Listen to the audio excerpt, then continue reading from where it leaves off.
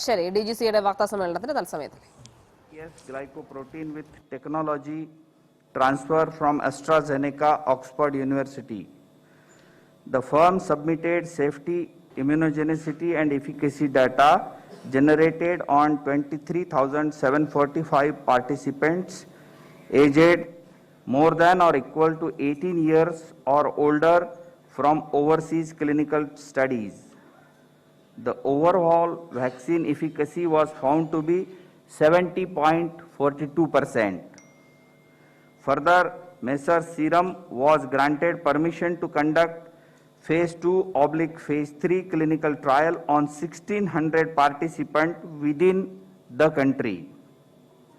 The firm also submitted the interim safety and immunogenicity data generated from this trial, and the data was found comparable with the data from overseas clinical studies. After detailed deliberations, subject expert committee has recommended for the grant of permission for restricted use in emergency situation subject to certain regulatory conditions. The clinical trial ongoing within the country by the firm will continue.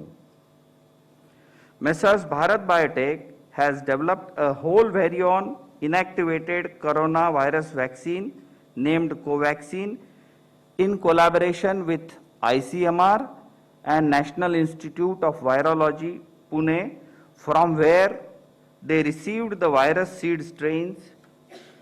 This vaccine is developed on ViroCell platform, which has well-established track record of safety and efficacy in the country and globally. The firm has generated safety and immunogenicity data in various animal species such as mice, rats, rabbits, Syrian hamster, and also conducted challenge studies on non-human primates, rhesus macaques, and hamsters. All this data has been shared by the firm with CDSCO. Phase 1 and Phase 2 clinical trials were conducted in approximately 800 subjects, and results have demonstrated that the vaccine is safe and provides a robust immune response. The Phase 3 efficacy trial was initiated in India in 25,800 volunteers, and till date, approximately 22,500 participants have been vaccinated across the country, and the vaccine has been found to be safe as per the data available till date. The subject expert committee has reviewed the data on safety and immunogenicity of the vaccine and recommended for grant of permission for restricted use in emergency situation in public interest as an abundant precaution in clinical trial mode to have more options for vaccinations, especially in case of infection by mutant strain. The clinical trial ongoing within the country by the firm will continue. The Cadila Healthcare Limited has developed a novel coronavirus 2019 nCoV vaccine using DNA platform. The firm initiated Phase 1/Phase 2 clinical trial in India in more than 1,000 participants, which is ongoing. The interim data suggests that the vaccine is safe and immunogenic with 3 doses when administered intradermally.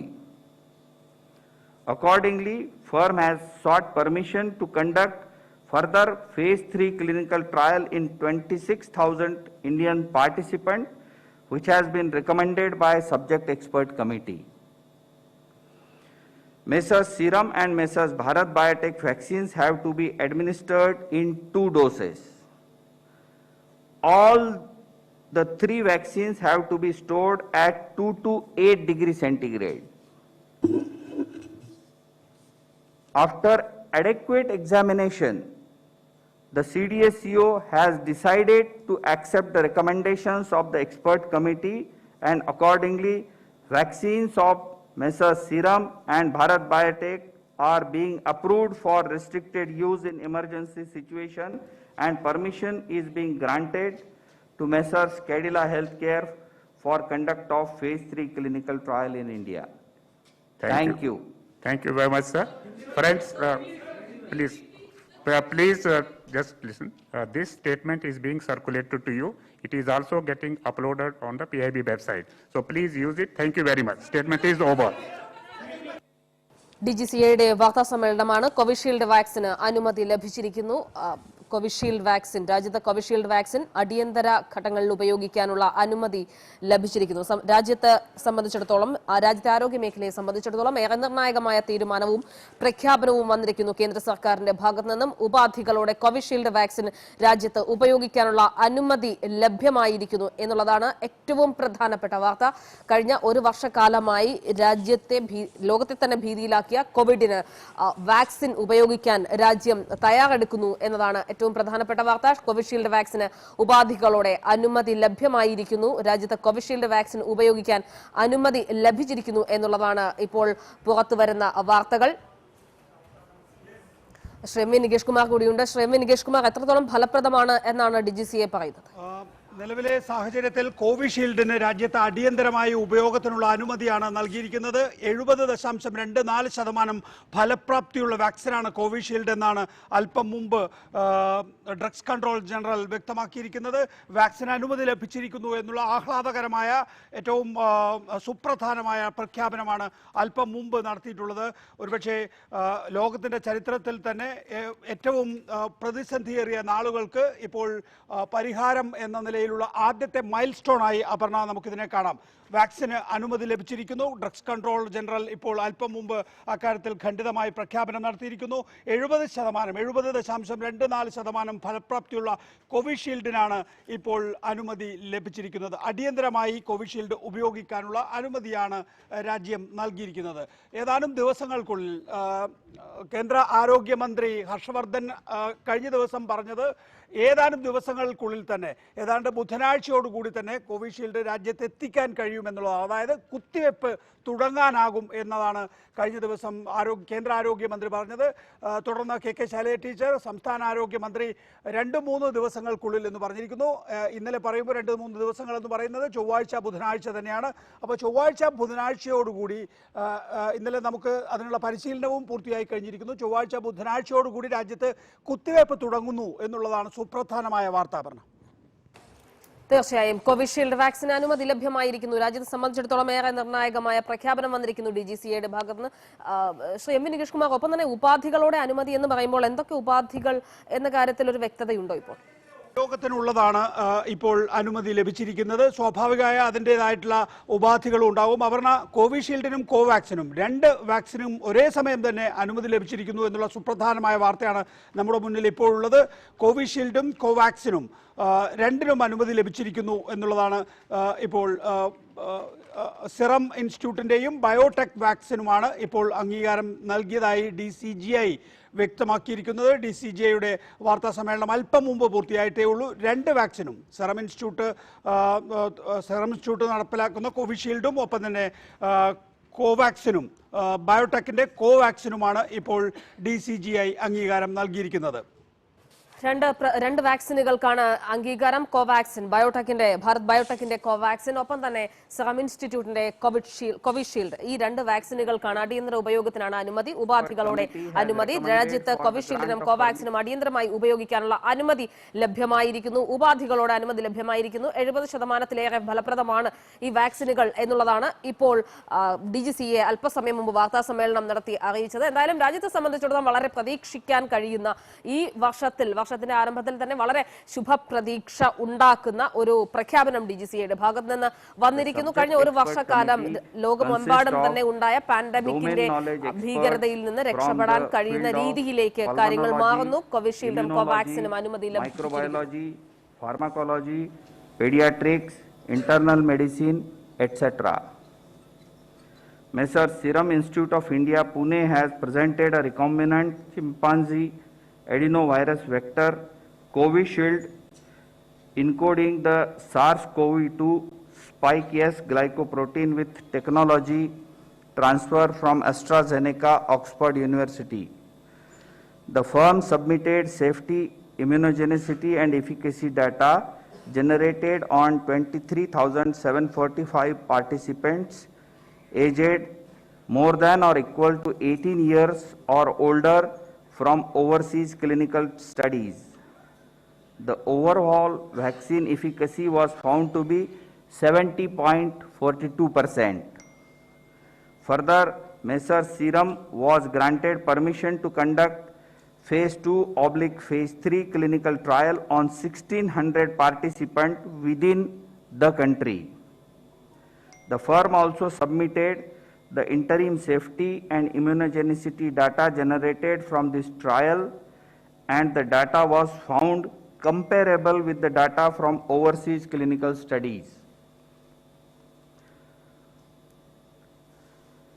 After detailed deliberations, subject expert committee has recommended for the grant of permission for restricted use in emergency situation subject to certain regulatory conditions.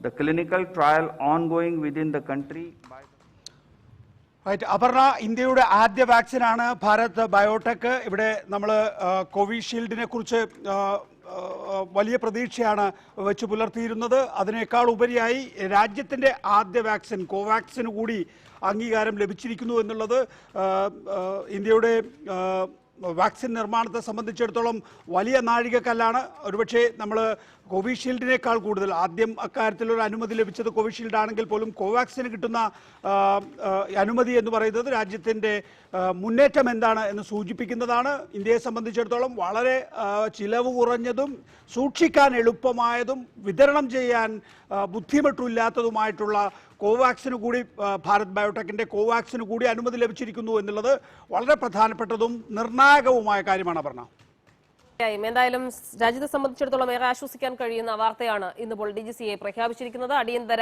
ഉപയോഗത്തിന് Covid vaccine അടിയന്തര ഉപയോഗത്തിന് രാജ്യം അനുമതി നൽകിയിരിക്കുന്നു. 2 വാക്സിനുകളാണ്, കോവാക്സിനും ഒപ്പം തന്നെ കോവിഷീൽഡും. ഭാരത് ബയോടെക്കിന്റെ കോവാക്സിൻ ഒപ്പം തന്നെ സിറം ഇൻസ്റ്റിറ്റ്യൂട്ടിന്റെ കോവിഷീൽഡ് എന്നീ വാക്സിനുകളാണ് രാജ്യത്ത് ഉപയോഗിക്കാൻ അടിയന്തര ഘട്ടത്തിൽ ഉപയോഗിക്കാനുള്ള അനുമതി നൽകിയിരിക്കുന്നത്. കൃത്യമായ കർശനമായ ഉപാധികളുണ്ട്. ആ ഉപാധികളോടെയാണ് അടിയന്തര സാഹചര്യങ്ങളിൽ ഉപയോഗിക്കാം എന്നാണ് ഇപ്പോൾ DGCA അനുമതി നൽകിയിരിക്കുന്നത്. എന്തൊക്കെയായാലും കോവിഡ് ഭീതി നിലനിൽക്കുന്നതിനിടയിൽ ഇത്തരത്തിൽ പുറത്തു വരുന്ന വാർത്ത അത് വളരെ നിർണായകമാണ്, ആശ്വാസകരമാണ്.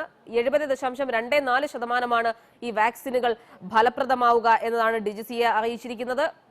കൂടുതൽ പരീക്ഷണങ്ങൾ ഇതുമായി ബന്ധപ്പെട്ട് നടക്കുകയാണ്. പക്ഷേ ഈ 2 വാക്സിനുകളിൽ ഒന്ന് ഭാരത് ബയോടെക്കിന്റെ കോവാക്സിൻ ആണ് എന്നുള്ളത് രാജ്യത്തെ സംബന്ധിച്ചിടത്തോളം ഏറെ അഭിമാനിക്കാൻ കഴിയുന്ന ഒന്നാണ്. രാജ്യത്തിന്റെ വാക്സിൻ ഭാരത് ബയോടെക്കിന്റെ കോവാക്സിൻ കൂടിയാണ് ഇപ്പോൾ അനുമതി ലഭിച്ചിരിക്കുന്നത്. 2 വാക്സിനുകൾക്ക് ഉപാധികളോട് അനുമതി ലഭിക്കുമ്പോൾ അതിലൊന്ന് ഭാരത് ബയോടെക്കിന്റെ കോവാക്സിൻ ആണ്. ഒപ്പം തന്നെ സിറം ഇൻസ്റ്റിറ്റ്യൂട്ടിന്റെ കോവിഷീൽഡ്, ഈ 2 വാക്സിനുകൾക്കുള്ള അനുമതിയാണ് ഇപ്പോൾ ലഭിച്ചിരിക്കുന്നത്. രാജ്യത്തിന്റെ ആരോഗ്യ മേഖലയെ സംബന്ധിച്ചിടത്തോളം വലിയൊരു കുതിച്ചുചാട്ടവും ഒപ്പം തന്നെ വലിയ രീതിയിൽ ശുഭപ്രതീക്ഷയ്ക്ക് വക നൽകുന്നതുമാണ് ഇപ്പോൾ പുറത്തു വരുന്ന വാർത്തകൾ. 2 വാക്സിനുകൾക്കുള്ള അനുമതി ലഭ്യമായിരിക്കുന്നു. കോവിഡിന്റെ ഭീകരത ഇപ്പോഴും അവസാനിക്കാത്ത ഒരു സാഹചര്യത്തിലാണ് 2 വാക്സിനുകൾ ഉപയോഗിക്കാനുള്ള അനുമതി ലഭ്യമാകുന്നത്. സംസ്ഥാനം ഇതിനോടകം തന്നെ കഴിഞ്ഞ ദിവസമാണ് സംസ്ഥാനം ഡ്രൈ റൺ നടത്തുകയും അതുമായി ബന്ധപ്പെട്ടുള്ള നടപടിക്രമങ്ങൾ പൂർത്തീകരിക്കുകയും ചെയ്തത്. തൊട്ടു പിന്നാലെ ഇന്നിപ്പോൾ DGCAയുടെ തീരുമാനമുണ്ടായിരിക്കുന്നു. കഴിഞ്ഞ ദിവസങ്ങളിൽ അടിയന്തര യോഗം ചേർന്നിരുന്നു, കേന്ദ്ര സർക്കാരിന്റെ അടിയന്തര യോഗം ഉണ്ടായിരുന്നു. ഇന്നലെ സംസ്ഥാനം ഡ്രൈ റൺ നടത്തിയിരുന്നു. ബുധനാഴ്ചയോടുകൂടി സംസ്ഥാനത്തെ അപർണ, ഡോക്ടർ മനുരാജ് നമ്മോടൊപ്പം ഉണ്ട്. ഡോക്ടർ മനുരാജ്, ഇപ്പോൾ കോവാക്സിൻ അതായത് ഭാരത് ബയോടെക് നിർമ്മിച്ച ഇന്ത്യൻ വാക്സിന് കൂടി അനുമതി നൽകിയിരിക്കുന്നു അടിയന്തര ഉപയോഗത്തിന്. ഒപ്പം തന്നെ കോവിഷീൽഡിനും നേരത്തെയുള്ള അനുമതി ഗവൺമെന്റ് അംഗീകാരം നൽകുകയും ചെയ്തിരിക്കുന്നു. എങ്ങനെയാണ് ഡോക്ടർ മനുരാജ് ഇതിനെ കാണുന്നത്? പ്രത്യേകിച്ച് ബയോടെക് കോവാക്സിന് കൂടി അംഗീകാരം ലഭിക്കുന്നത് എത്ര കണ്ട് പ്രധാനപ്പെട്ടതാണ് നമ്മളുടെ രാജ്യത്തെ സംബന്ധിച്ചിടത്തോളം? നികേഷ്, സത്യം പറഞ്ഞാൽ നമുക്ക് കോവിഷീൽഡില് സെറം ഇൻസ്റ്റിറ്റ്യൂട്ടിന്റെ കയ്യിലുള്ള ഡോസുകൾ തീർച്ചയായിട്ടും മതിയാതെ വരുന്ന ഒരു സാഹചര്യമാണ് നിലവിലുള്ളത്. കാര്യം എത്രമാത്രം ഡോസുകൾ അവർ ഉത്പാദിച്ചിട്ടുണ്ടെങ്കിലും ഇന്ത്യക്ക് വേണ്ടതിന്റെ ഒരു 1/3 പോലും ഉണ്ടാവില്ല ഇപ്പോഴത്തെ സ്റ്റോക്ക് എന്ന് വേണം കരുതാൻ. അപ്പോൾ കോവാക്സിനും കൂടി ഒരു അടിയന്തര ഉപയോഗത്തിന് അനുമതി കൊടുക്കുന്നത് ഒരു പൊതുജനാരോഗ്യ നിലപാട് വെച്ച് നോക്കിയാൽ നല്ലതാണ്. പക്ഷെ അതിനൊരു മറുവശം കൂടെ ഉണ്ട്. കാര്യം കോവാക്സിൻ നിലവിൽ ഫേസ് 3 ട്രയലിന് വോളണ്ടിയർമാരെ കിട്ടാൻ ബുദ്ധിമുട്ടിക്കൊണ്ട് നിൽക്കുന്ന ഒരു സാഹചര്യം കൂടെ ആയിരുന്നു. അവർക്ക് വേണ്ടിയിരുന്ന phase 3 ട്രയലിന് ആവശ്യമായ വോളണ്ടിയേഴ്സ് തികഞ്ഞിട്ടുമില്ലായിരുന്നു. അപ്പോൾ ഒരു പക്ഷേ ഈ ആദ്യ ഒരു സംഘം ആൾക്കാരിലുള്ള ഉപയോഗം ഒരു ഡേറ്റ കളക്ഷൻ എന്നുള്ള ഉപയോഗത്തോടു കൂടിയും കൂടെ കണ്ടിട്ടായിരിക്കണം. കാര്യം വിശദമായിട്ട് ഇതിനെക്കുറിച്ച് വായിക്കേണ്ടതുണ്ട്. അനുമതി എന്തുകൊണ്ടും നല്ലതാണ്. പക്ഷേ കോവാക്സിന്റെ ഫലപ്രാപ്തിയെക്കുറിച്ചോ വിശദമായിട്ടുള്ള രേഖകളോ അതിന്റെ സേഫ്റ്റിയെ കുറിച്ചിട്ടുള്ള ഡേറ്റയൊക്കെ ഇനി വരാനിരിക്കുന്നേ ഉള്ളൂ. കാര്യം phase 3യുടെ മധ്യത്തിൽ വെച്ച് ഒരു വാക്സിന് അടിയന്തര ഉപയോഗത്തിന് അനുമതി കൊടുക്കുന്നത് എപ്പോഴും ഒരു റിസ്ക് അതിനകത്തുണ്ട്. അത് ഗവൺമെന്റ് അറിഞ്ഞുകൊണ്ട് എടുക്കുന്ന ഒരു റിസ്ക് ടേക്കിംഗ് ബിഹേവിയർ ആയിരിക്കും. ഈ കോവാക്സിന് കൂടി അനുമതി നൽകാനുള്ള കാരണം സിറം ഇൻസ്റ്റിറ്റ്യൂട്ടിന്റെ കയ്യിൽ അല്ലെങ്കിൽ കോവിഷീൽഡിന്റെ എണ്ണം കുറവാണ് എന്നുള്ളത് കൊണ്ടാണോ? ഡോസിന്റെ എണ്ണം കുറവാണ് എന്നുള്ളത് കൊണ്ടാണോ? ആയിരിക്കണം. പിന്നെ അത് മാത്രമല്ല, ഇത് പൂർണ്ണമായി ഒരു ഇന്ത്യൻ ഉൽപ്പന്നമാണല്ലോ. അപ്പൊ ഒരു പേട്രിയോട്ടിക് ഫീലും കൂടി അതിനകത്ത് ഉണ്ടാകും എന്ന് കരുതേണ്ടി വരും നികേഷ്. കാര്യം നമ്മൾ തന്നെ 100% നമ്മുടേതെന്ന് പറയുന്ന ഒരു പ്രോഡക്റ്റും കൂടി ഇത്തരം ഒരു ആപത്ഘട്ടത്തിൽ വികസിപ്പിച്ചെടുത്തു എന്നുള്ള ഒരു ഗുഡ്വിൽ, ഒരു എന്താ പറയാ, അതിന്റെ ഒരു അംഗീകാരം കൂടി ആയിക്കോട്ടെ. ഇതൊക്കെ ഇതിനകത്ത് ശാസ്ത്രവും രാഷ്ട്രീയവും എല്ലാം കൂടി കലർത്തി വേണം കാണാൻ. നല്ല കാര്യം തന്നെ. പക്ഷേ അതിൽ സേഫ്റ്റി എന്ന് പറയുന്ന ഒരു സംഗതി കോവാക്സിന്റെ കാര്യത്തിൽ വ്യക്തമായിട്ടും ഡേറ്റ വന്നു കഴിഞ്ഞിട്ടില്ല. നല്ല വാക്സിൻ ആയിരിക്കാം, പക്ഷേ നമുക്ക് ഡേറ്റ വരാതെ കൃത്യമായിട്ട് പറയാനും പറ്റില്ല. കോവിഷീൽഡിനെ സംബന്ധിച്ചിടത്തോളം അത് സേഫ് ആണെന്ന് ലോകവ്യാപകമായിട്ടുള്ള ഗവേഷണത്തിൽ തെളിഞ്ഞിട്ടുണ്ട്. കോവാക്സിൻ നമുക്ക് അങ്ങനെ ഊഹിച്ചു കൊടുക്കേണ്ടി വരും എന്നുള്ള ഒരു അവ്യക്തത അതിനകത്തുണ്ട്. ഇപ്പൊ കോവാക്സിനും ഇപ്പോൾ പറയുന്നത് സിറം ഇൻസ്റ്റിറ്റ്യൂട്ട് ആയിക്കൊള്ളട്ടെ ഭാരത് ബയോടെക് ആയിക്കൊള്ളട്ടെ, രണ്ടുപേരും അല്പം മുമ്പ് ഡ്രഗ് കൺട്രോളർ ജനറൽ ഓഫ് ഇന്ത്യയുടെ വാർത്താ സമ്മേളനം, VG സോമാനിയുടെ വാർത്താ സമ്മേളനത്തിൽ പറയുന്നത് both firms submitted data on the trial runs and both have been granted permission four restricted use എന്നാണ്. രണ്ടുപേർക്കും ഒരേ നിലയിൽ തന്നെ റെസ്ട്രിക്റ്റഡ് യൂസിനുള്ള അനുമതിയാണ് നൽകിയിരിക്കുന്നതെന്നാണ് VG സോമാനി പറയുന്നത്. രണ്ട് ഫേംസും ഡാറ്റ സബ്മിറ്റ് ചെയ്തിരിക്കുന്നു അവരുടെ ട്രയൽ സംബന്ധിച്ച് എന്നുള്ളതാണ്. ഒരു വ്യക്തത ലഭിച്ചു എന്നാണ് വിശദീകരണം.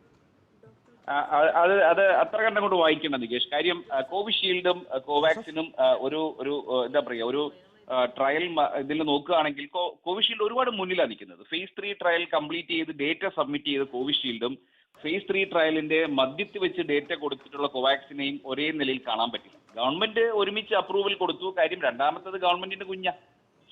അപ്പൊ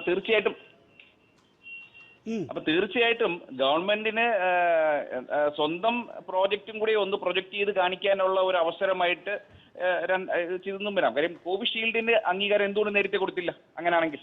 അപ്പൊ കോവാക്സിന് phase 3 ട്രയലിന്റെ മധ്യത്തിൽ കൊടുക്കാമെങ്കിൽ കോവിഷീൽഡിനും phase 3 ട്രയലിന്റെ മധ്യത്തിൽ എമർജൻസി യൂസ് കൊടുത്തിരുന്നെങ്കിൽ 1 മാസം മുന്നേ ഇന്ത്യയിൽ വാക്സിൻ വന്നേനല്ലോ. അപ്പൊ ഇതെല്ലാം കൂട്ടിക്കുഴച്ച് വായിക്കുമ്പോൾ കോവാക്സിന് ഒരു അമിത പ്രാധാന്യം ഗവൺമെന്റ് സ്വന്തം പ്രോജക്റ്റ് ആയതുകൊണ്ട് കൊടുത്തു എന്ന് ഊഹിക്കേണ്ടി വരും. പക്ഷെ ജനത്തിനെ സംബന്ധിച്ചിടത്തോളം കോവാക്സിനും അത്യാവശ്യം ഫലപ്രാപ്തിയുള്ളതാണ്. ഒരു 70% ഫലപ്രാപ്തി ഉണ്ടെങ്കിൽ പോലും നല്ല കാര്യം തന്നെയാണ്. കൂടുതൽ ഡോസുകൾ സമൂഹത്തിലേക്ക് എത്തും. സേഫ്റ്റി ഇഷ്യൂസ് ഒന്നും ഉണ്ടാകത്തില്ല എന്ന് പ്രത്യാശിക്കാം. അത് പ്രത്യാശ മാത്രമാണ്, നമുക്ക് ഉറപ്പൊന്നുമില്ല. അങ്ങനെ ആയിരിക്കട്ടെ എന്ന് വിചാരിക്കുന്നു. ദയവായി തുടരുക. Doctor Joseph Chacko, KGMOA. Doctor Chacko, Bharat ബയോടെക്കിന്റെ കോവാക്സിനും ഓക്സ്ഫോർഡിന്റെ കോവിഷീൽഡിനും ഒരേ സമയം അടിയന്തര ഉപയോഗത്തിന് അനുമതി ലഭിച്ചിരിക്കുന്നു. എങ്ങനെയാണ് താങ്കൾ ഈ ഒരു തീരുമാനത്തെ കാണുന്നത്? വളരെ ശുഭസൂചകമായ ഒരു തീരുമാനമാണ്. കാരണം കഴിഞ്ഞ 10 മാസത്തിലധികമായിട്ട് കേരളത്തിലെ ആരോഗ്യ പ്രവർത്തകർ, ഡോക്ടർമാരും അടക്കമുള്ള ആരോഗ്യ പ്രവർത്തകരാണ് കോവിഡ് പോരാളികളായിട്ട് ജോലി ചെയ്തുകൊണ്ടിരിക്കുന്നത്. അവർക്കാണ് ആദ്യം വാക്സിനേഷൻ കിട്ടുക എന്നുള്ളതും നല്ല കാര്യമാണ്. അവർ തന്നെയാണ് ഇതിനൊരു മാതൃകയായിട്ട് ഈ വാക്സിൻ എടുത്ത് കാണിക്കേണ്ടതും. അപ്പം വാക്സിൻ എത്രയും പെട്ടെന്ന് ലഭ്യമാക്കുക. എത്രയും പെട്ടെന്ന് എന്ന് പറയുമ്പോൾ എത്രയും പെട്ടെന്ന് doctor Joseph Chacko, dry run തുടങ്ങിയിരുന്നു. കഴിഞ്ഞ ദിവസം കേന്ദ്ര ആരോഗ്യമന്ത്രിയും സംസ്ഥാന ആരോഗ്യമന്ത്രിയും 2-3 ദിവസത്തിനുള്ളിൽ എന്നാണ്, അതായത് ഈ ആഴ്ച തന്നെ, ഇന്ന് ഞായറാഴ്ചയാണല്ലോ, ഈ ആഴ്ച തന്നെ തുടങ്ങാനാകുമെന്ന് പ്രതീക്ഷിക്കാം. അതെ, അത് വളരെ നല്ല ഞങ്ങൾ മനസ്സിലാക്കിയിരിക്കുന്ന മിക്കവാറും ബുധനാഴ്ചയായിട്ട് ഈ വാക്സിനേഷൻ ആരംഭിക്കും എന്ന് തന്നെയാണ് അറിയാൻ കഴിഞ്ഞിരിക്കുന്നത്. അത് ആരോഗ്യ പ്രവർത്തകർക്ക് തന്നെ ആദ്യം കൊടുക്കുന്നത്. അത് മറ്റുള്ളവർ മാതൃകയാക്കിയിട്ട് അത് എല്ലാവർക്കും അത് ഈ വാക്സിനെതിരായുള്ള പ്രചരണങ്ങളിൽ നിന്ന് ആൾക്കാർ മാറി നിൽക്കണം എന്നുള്ളതാണ് പറയാനുള്ളത്. വാക്സിൻ എടുക്കുന്നത് തന്നെയാണ് ഏറ്റവും സേഫായ കാര്യം. നമ്മുടെ ഈ പാൻഡമിക്കിന്റെ സമയത്ത് ഏറ്റവും ചെയ്യേണ്ട കാര്യം വാക്സിൻ എടുക്കുക തന്നെയാണ്. അതിന്റെ മാനദണ്ഡങ്ങൾ പാലിച്ചുകൊണ്ട് എല്ലാവരും വാക്സിൻ എടുക്കണം. വാക്സിനെതിരായുള്ള പ്രചരണങ്ങളിൽ നിന്ന് മാറി നിൽക്കുകയാണ് ഈ അവസരത്തിൽ ചെയ്യാൻ പറ്റുന്ന കാര്യം. ശരി, ഞാൻ ഡോക്ടർ ജുനൈദ് റഹ്മാൻ കൂടി എന്നോടൊപ്പം ചേരുന്നു. ഡോക്ടർ ജുനൈദ് റഹ്മാൻ, ഏറ്റവും സുരക്ഷിതമായ വാക്സിനാണ്, വാക്സിൻ ഉപയോഗിക്കുന്നതിൽ ഒരിക്കലും ആശങ്ക വേണ്ട എന്നൊക്കെ കഴിഞ്ഞ ദിവസം ആരോഗ്യമന്ത്രി പറഞ്ഞിരുന്നു. ഇപ്പോൾ ഭാരത് ബയോടെക്കിന്റെ കോവാക്സിനും ഓക്സ്ഫോർഡിന്റെ കോവിഷീൽഡിനും അനുമതി ലഭിച്ചിരിക്കുന്നു. വളരെ വേഗത്തിൽ തന്നെ കേരളത്തിൽ എത്തിക്കാനാകുമെന്ന് പ്രതീക്ഷയുണ്ടോ? കേരളത്തില് വളരെ പെട്ടെന്ന് എത്തുന്നുള്ളത് തന്നെയാണ് പ്രതീക്ഷ. കാരണം ഇന്ത്യയിലെല്ലാവർക്കും യൂണിഫോമായിട്ട് കൊടുക്കാനാണ് ധാരണ എത്തിക്കുന്നതാണ് അതിനറിയാൻ കഴിഞ്ഞത്. കേരളത്തിൽ വന്നു കഴിഞ്ഞാൽ വാക്സിനേഷൻ കേരളത്തെ സംബന്ധിച്ചിടത്തോളം വലിയൊരു ബുദ്ധിമുട്ടുള്ള കാര്യമല്ല. കാരണം വളരെ നല്ല രീതിയിൽ വാക്സിനേഷൻ നടത്തിക്കൊണ്ടിരിക്കുന്ന സംസ്ഥാനമാണ് കേരളം. അതുകൊണ്ട് കേരളത്തിൽ വാക്സിൻ വന്നു കഴിഞ്ഞാൽ പിന്നെ അത് വളരെ നല്ല രീതിയിൽ കൊടുക്കാൻ സാധിക്കും. എന്ന് വെച്ചാൽ വളരെ എളുപ്പത്തിൽ എന്ന് പറയുമ്പോൾ ഏതാണ്ട് സാധാരണഗതിയിൽ ഡ്രൈ റൺ പൂർത്തിയാക്കിയിരിക്കുന്നു. നമ്മൾക്ക് എന്താണ് അതിൻ്റെ ഒരു സംഭരണത്തിനും വിതരണത്തിനുമുള്ള മാർഗം എന്നുള്ളത് സംബന്ധിച്ചൊരു വ്യക്തത കിട്ടിയിരിക്കുന്നു. 4 ജില്ലകളിലാണ് ഡ്രൈ റൺ നടത്തിയിട്ടുള്ളത്. ഇനിയിപ്പോൾ തടസ്സങ്ങളൊന്നുമില്ല. അടിയന്തര ഉപയോഗത്തിന് അനുമതി ലഭിച്ചിരിക്കുന്നു. ഇനി അത് ഇങ്ങോട്ടേക്ക് ട്രാൻസ്പോർട്ട് ചെയ്താൽ മതി. പൂനെയിൽ നിന്നാണെങ്കിലും മറ്റെവിടെ നിന്നാണെങ്കിലും ഏതാനും ദിവസങ്ങൾക്കുള്ളിൽ തന്നെ നമുക്ക് തുടങ്ങാനാകും. തീർച്ചയായിട്ടും. കാരണം ഞാൻ പറയുന്നത് നമ്മുടെ ഇവിടെ നല്ലൊരു സംവിധാനമാണുള്ളത്. കോൾഡ് ചെയിൻ മെക്കാനിസം പോലെ വാക്സിൻ ട്രാൻസ്പോർട്ട്, വാക്സിൻ സ്റ്റോറേജ് എല്ലാം നമ്മുടെ കേരളത്തിലെ ആരോഗ്യ മേഖല വളരെ നല്ല സംവിധാനമാണുള്ളത്. മാത്രമല്ല ആരോഗ്യ പ്രവർത്തകര് വാക്സിനേഷന്റെ കാര്യത്തിൽ അവർ ഏറ്റവും ഉയർന്ന രീതിയിൽ മാനദണ്ഡങ്ങൾ പുലർത്തി ചെയ്യുന്ന ആൾക്കാരുമാണ്. അതുകൊണ്ട് വാക്സിൻ വന്നു കഴിഞ്ഞാൽ നമുക്ക് വളരെ പെട്ടെന്ന് തന്നെ നമുക്ക് കൊടുക്കുന്ന സാധിക്കും. യാതൊരു ഹിൻഡ്രൻസും ഇല്ലാതെ നമുക്ക് മുമ്പോട്ട് കൊണ്ടുപോകാൻ സാധിക്കുന്നുള്ള കാര്യത്തിൽ എനിക്ക് യാതൊരു സംശയമില്ല. നേരത്തെ നമുക്കറിയാവുന്നതുപോലെ കോവിഷീൽഡിനായിരുന്നു അനുമതി ലഭിച്ചിരുന്നത്. ഒപ്പം തന്നെ അതിൻ്റെ ഒരു അംഗീകാരമായിരിക്കും കേന്ദ്ര സർക്കാർ നൽകുക എന്നായിരുന്നു ധരിച്ചിരുന്നത്. പക്ഷേ ഇപ്പോൾ ഭാരത് ബയോടെക്കിൻ്റെ കോവാക്സിന് കൂടി അംഗീകാരം നൽകിയിരിക്കുന്നു. ഡോക്ടർ ജുനൈദ്, ഈ കോവിഷീൽഡ് 2.5 കോടി പേർക്കുള്ള വാക്സിൻ മാത്രമാണ് ഇപ്പോൾ തൽക്കാലം ഉൽപ്പാദിപ്പിച്ചിട്ടുള്ളത്. അത് നമ്മൾ ആരോഗ്യ പ്രവർത്തകരിലും വൾണറബിൾ സൊസൈറ്റിക്കും നൽകാനാണ് തീരുമാനം എടുത്തിരുന്നത്. പക്ഷേ ഇപ്പോൾ ഭാരത് ബയോടെക്കിന് കൂടി അംഗീകാരം നൽകിയതോടുകൂടി ഈ 2.5 കോടി പേർക്ക് എന്നുള്ള ഒരു ലിമിറ്റേഷൻ മറികടക്കാൻ കഴിഞ്ഞിരിക്കുന്നു. അതിൻ്റെ അർത്ഥം എന്താണ്? അല്ലെങ്കിൽ ഈ കോവാക്സിന് കൂടി അനുമതി നൽകാനുള്ള തീരുമാനം യഥാർത്ഥത്തിൽ കൂടുതൽ പേരിലേക്ക് ഒറ്റയടിക്ക് വാക്സിൻ എത്തിക്കുക എന്ന ലക്ഷ്യം വെച്ചുള്ളതാണോ? അല്ല, ഈ കോവാക്സിൻ ഈ മറ്റേ സീറം ഇൻസ്റ്റിറ്റ്യൂട്ടിന്റെ വാക്സിൻ പോലെ വ്യാപകമായിട്ട് കൊടുക്കാനുള്ള തീരുമാനം എടുത്തിട്ടില്ല എന്നാണ് എൻ്റെ അറിവ്. കാരണം അതിൻ്റെ ഒരു 3rd ഫേസിലെ ട്രയലിന്റെ ഭാഗമായിട്ട് കൂടിയാണ് നമ്മുടെ നാട്ടിൽ ഉപയോഗിക്കാനുള്ള അനുവാദം കിട്ടിയിരിക്കുന്നത്. അതുകൊണ്ട് കോവിഷീൽഡിന്റെ അത്രയും ഡോസ് വാക്സിൻ കാണില്ല. എന്നിരുന്നാലും നമുക്ക് ഇതിനെല്ലാത്തിനും നമ്മൾ എത്ര വാക്സിൻ എത്ര ഉൽപ്പാദിപ്പിച്ചാലും കൊടുക്കുന്നതിനൊരു പരിധിയുണ്ടല്ലോ. നമുക്ക് തുടങ്ങിക്കഴിഞ്ഞാൽ ഒരു നോൺ സ്റ്റോപ്പ് ആയിട്ട് പോകുന്നതിനുള്ള സാധ്യതകളുണ്ട്. സീറം ഇൻസ്റ്റിറ്റ്യൂട്ട് അതനുസരിച്ച് തന്നെയാണ് അവർ വാക്സിൻ ഉൽപ്പാദിക്കുന്നതെന്ന് അറിയുന്നു. അപ്പൊ അതനുസരിച്ച് തന്നെ പോകാനുള്ള ഒരു സംവിധാനമായിരിക്കും. വാക്സിൻ ഷോർട്ടേജിനേക്കാൾ ഉപരി വാക്സിൻ കൊടുക്കുന്നതിനുള്ള സാഹചര്യങ്ങളാണ്. അപ്പൊ അത് സാഹചര്യങ്ങളിൽ റെഡി ആയി കഴിഞ്ഞാൽ വാക്സിൻ അവർ ഓട്ടോമാറ്റിക്കായിട്ട് മുമ്പോട്ട് പോയിക്കോളും. ഡോക്ടർ ശ്രീജിത്ത് കൂടി ചേരുന്നു. ഡോക്ടർ ശ്രീജിത്ത്, ഭാരത് ബയോടെക്കിൻ്റെ കോവാക്സിന് കൂടി അനുമതി നൽകിയത് ഇന്ത്യയെ സംബന്ധിച്ചിടത്തോളം ലോകത്തിൻ്റെ ഫാർമസി എന്നറിയപ്പെടുന്ന ആ ഒരു ഇമേജിന് അനുരോധമായി തന്നെ കാണാമോ? അല്ലെങ്കിൽ നോക്കൂ, 1ാം ലോക രാജ്യങ്ങൾ ഒരു വാക്സിൻ കണ്ടുപിടിക്കുന്നതിനോടൊപ്പം ഇന്ത്യയുടെ കോവാക്സിൻ കൂടി അതിനോടൊപ്പം ചേർക്കുന്നതിനെ താങ്കൾ എങ്ങനെയാണ് വിശേഷിപ്പിക്കുക? തീർച്ചയായിട്ടും നല്ല കാര്യമാണ്. ഇന്ത്യയെ സംബന്ധിച്ചിടത്തോളം അഭിമാനിക്കാൻ സാധിക്കുന്ന കാര്യമാണ്. കാരണം ഇപ്പോൾ തന്നെ നിരവധി രാജ്യങ്ങളുടെ നിരവധി മരുന്ന് നൽകുന്നത് ഇന്ത്യയാണ്. താങ്കൾ നേരത്തെ സൂചിപ്പിച്ച മാതിരി ലോകത്തിന്റെ ഒരു മെയിൻ ഫാർമസി ഹബ്ബ് എന്ന് പറയുന്നത് മരുന്ന് നിർമ്മാണം നടക്കുന്നത് ഇന്ത്യയിലാണ്. അപ്പം ഇന്ത്യക്ക് മാത്രമാണ് ഒരുപക്ഷെ ഇത്രയധികം വാക്സിൻ ഇത്രയും പെട്ടെന്ന് ഉണ്ടാക്കുവാനുള്ള ശേഷിയുമുള്ളത്. നമ്മുടെ സീറം ഇൻസ്റ്റിറ്റ്യൂട്ടും അതുപോലെ തന്നെ ഭാരത് ബയോടെക്കും ഇതിനോടകം കോടിക്കണക്കിന് വാക്സിൻ നിർമ്മിച്ചിരിക്കുന്നു എന്നുള്ളതും വലിയൊരു ചുവടുവയ്പ്പാണ്. അപ്പം ഈ സമയത്ത് കോവാക്സിനും അനുമതി ലഭിച്ചു. കോവിഷീൽഡിനാണ് കൂടുതൽ പഠനങ്ങളും കാര്യങ്ങളും ഉള്ളത്. പക്ഷെ കോവാക്സിനും അനുമതി ലഭിച്ചിരിക്കുന്നു. അത് തീർച്ചയായിട്ടും നമുക്ക് പ്രതീക്ഷ നൽകുന്നുണ്ട്. ലോകം ഉപയോഗിക്കുന്ന വാക്സിനുകളിൽ 50% നിർമ്മിക്കുന്നത് ഇന്ത്യയാണ് എന്നുള്ളൊരു പ്രധാനപ്പെട്ട കാര്യം നമ്മുടെ മനസ്സിലെല്ലാം ഉണ്ടല്ലോ. പക്ഷേ ഭാരത് ബയോടെക്കിനെ കുറിച്ച് നമ്മൾ കേട്ടിട്ടുണ്ടെന്നല്ലാതെ, അതായത് ഈ കോവാക്സിൻ ഇങ്ങനെ അതിൻ്റെ അന്തിമഘട്ടത്തിലാണ് എന്ന് അറിഞ്ഞു എന്നല്ലാതെ അതിൻ്റെ ഒരു നാൾവഴികൾ നമ്മുടെ മുന്നിൽ ഉണ്ടായിരുന്നില്ല. എൻ്റെ മുന്നിലില്ല, ഡോക്ടർമാരുടെ മുന്നിൽ ചിലപ്പോൾ ഉണ്ടായിട്ടുണ്ടാകും. പക്ഷേ നമ്മളിപ്പോൾ കോവിഷീൽഡിനോടൊപ്പം തന്നെ കോവാക്സിനും കൂടി അനുമതി ലഭിക്കുന്നു എന്ന് പറയുമ്പോൾ ഈ നമ്മൾ അല്പം കൂടുതൽ വേഗത്തിൽ അവസാന ലാപ്പിൽ ഓടിയെന്നാണോ മനസ്സിലാക്കേണ്ടത്? അതോ നമ്മുടെ ഒരു പ്രൊഡക്റ്റിനെ ഉയർത്തിക്കാണിക്കാൻ വേണ്ടി നമ്മൾ ഈ കോവിഷീൽഡിന്റെ ഷീൽഡ് ഉപയോഗിക്കുകയാണോ? അല്ല, നമുക്ക് ഇപ്പോ കോവാക്സിന്റെ ലഭ്യമായ വിവരങ്ങൾ അനുസരിച്ച് അത് തീർച്ചയായിട്ടും സുരക്ഷിതമാണ്. അതുപോലെ അതും ഇത്രത്തോളം തന്നെ ഫലപ്രാപ്തി ഉള്ളതാണ്. ഇവിടെ നമുക്ക് 2 റിക്വയർമെന്റ് ഉണ്ട്. ഒന്ന്, നമുക്ക് ഒരുപാട് പേർക്ക് വാക്സിൻ കൊടുക്കേണ്ടതുണ്ട്. അപ്പം അതിനു വേണ്ടിയിട്ട് ലഭ്യത ഒരു പ്രശ്നമാണ്. മാത്രവുമല്ല, നമുക്കത് എല്ലാവർക്കും താങ്ങാവുന്ന വിലയിൽ കൊടുക്കുകയും ചെയ്യാം. അപ്പോൾ തദ്ദേശീയമായി വികസിപ്പിച്ചെടുക്കുന്ന വാക്സിനുകൾക്ക് എല്ലാ രാജ്യങ്ങളും മുൻതൂക്കം നൽകും എന്നുള്ളതിനകത്ത് സംശയമില്ല. ഇന്ത്യയെ സംബന്ധിച്ചിടത്തോളം അത് ഇന്ത്യൻ കൗൺസിൽ ഫോർ മെഡിക്കൽ റിസർച്ചുമായി ചേർന്നാണ് കോവാക്സിൻ നിർമ്മിക്കുന്നത്. അപ്പോൾ അതിന്റെ സാങ്കേതികത്തിൽ നമുക്ക് സംശയിക്കേണ്ട കാര്യമൊന്നും ഉണ്ടാകുന്നില്ല. താങ്കൾ നേരത്തെ സൂചിപ്പിച്ചത് മാതിരി കോവിഷീൽഡിന് കുറച്ചുകൂടി പഠനങ്ങളുടെ പിൻബലമുണ്ട്. പക്ഷേ കോവാക്സിനെ സംബന്ധിച്ചിടത്തോളം തീർച്ചയായിട്ടും നിരീക്ഷണങ്ങൾ തുടർന്നുകൊണ്ട് തന്നെ ഇരിക്കുമല്ലോ എന്നുള്ളത് മാത്രമല്ല, പ്രത്യേകിച്ച് വ്യത്യസ്തമായിട്ടുള്ള എന്തെങ്കിലും പ്രശ്നങ്ങളൊന്നും പ്രതീക്ഷിക്കുന്നില്ല. അപ്പോ ഈ ഒരു ഘട്ടത്തിൽ മാത്രവുമല്ല, ഈ ഏത് രാജ്യത്തായാലും നമ്മളിപ്പോ ഈ വാക്സിൻ കൊടുക്കുന്നത് അല്ലെങ്കിൽ വാക്സിൻ തുടങ്ങുമ്പോൾ വാക്സിൻ വരുന്നതോടെ ഒരാഴ്ചയോ 1 മാസമോ 2 മാസമോ കൊണ്ട് കോവിഡ് അപ്രത്യക്ഷമാകുമെന്നും നമുക്ക് പ്രതീക്ഷിക്കാൻ സാധിക്കില്ല. നമ്മൾ നിലവിൽ തുടർന്നു പോരുന്ന സോഷ്യൽ വാക്സിനോട് ഒപ്പം ചേർക്കേണ്ട ഒരു സംഗതിയാണ് ഈ മരുന്ന് വാക്സിനും. അപ്പം നിലവിൽ നടക്കുന്ന, അതുകൊണ്ട് തന്നെയാണ് ഇപ്പൊ 70% 80% അല്ലെങ്കിൽ ഈവൻ 50% എഫിക്കസി ആണെങ്കിൽ പോലും തീർച്ചയായിട്ടും ഒരു എക്സ്ട്രാ പ്രൊട്ടക്ഷൻ നമുക്ക് കിട്ടുകയാണ്.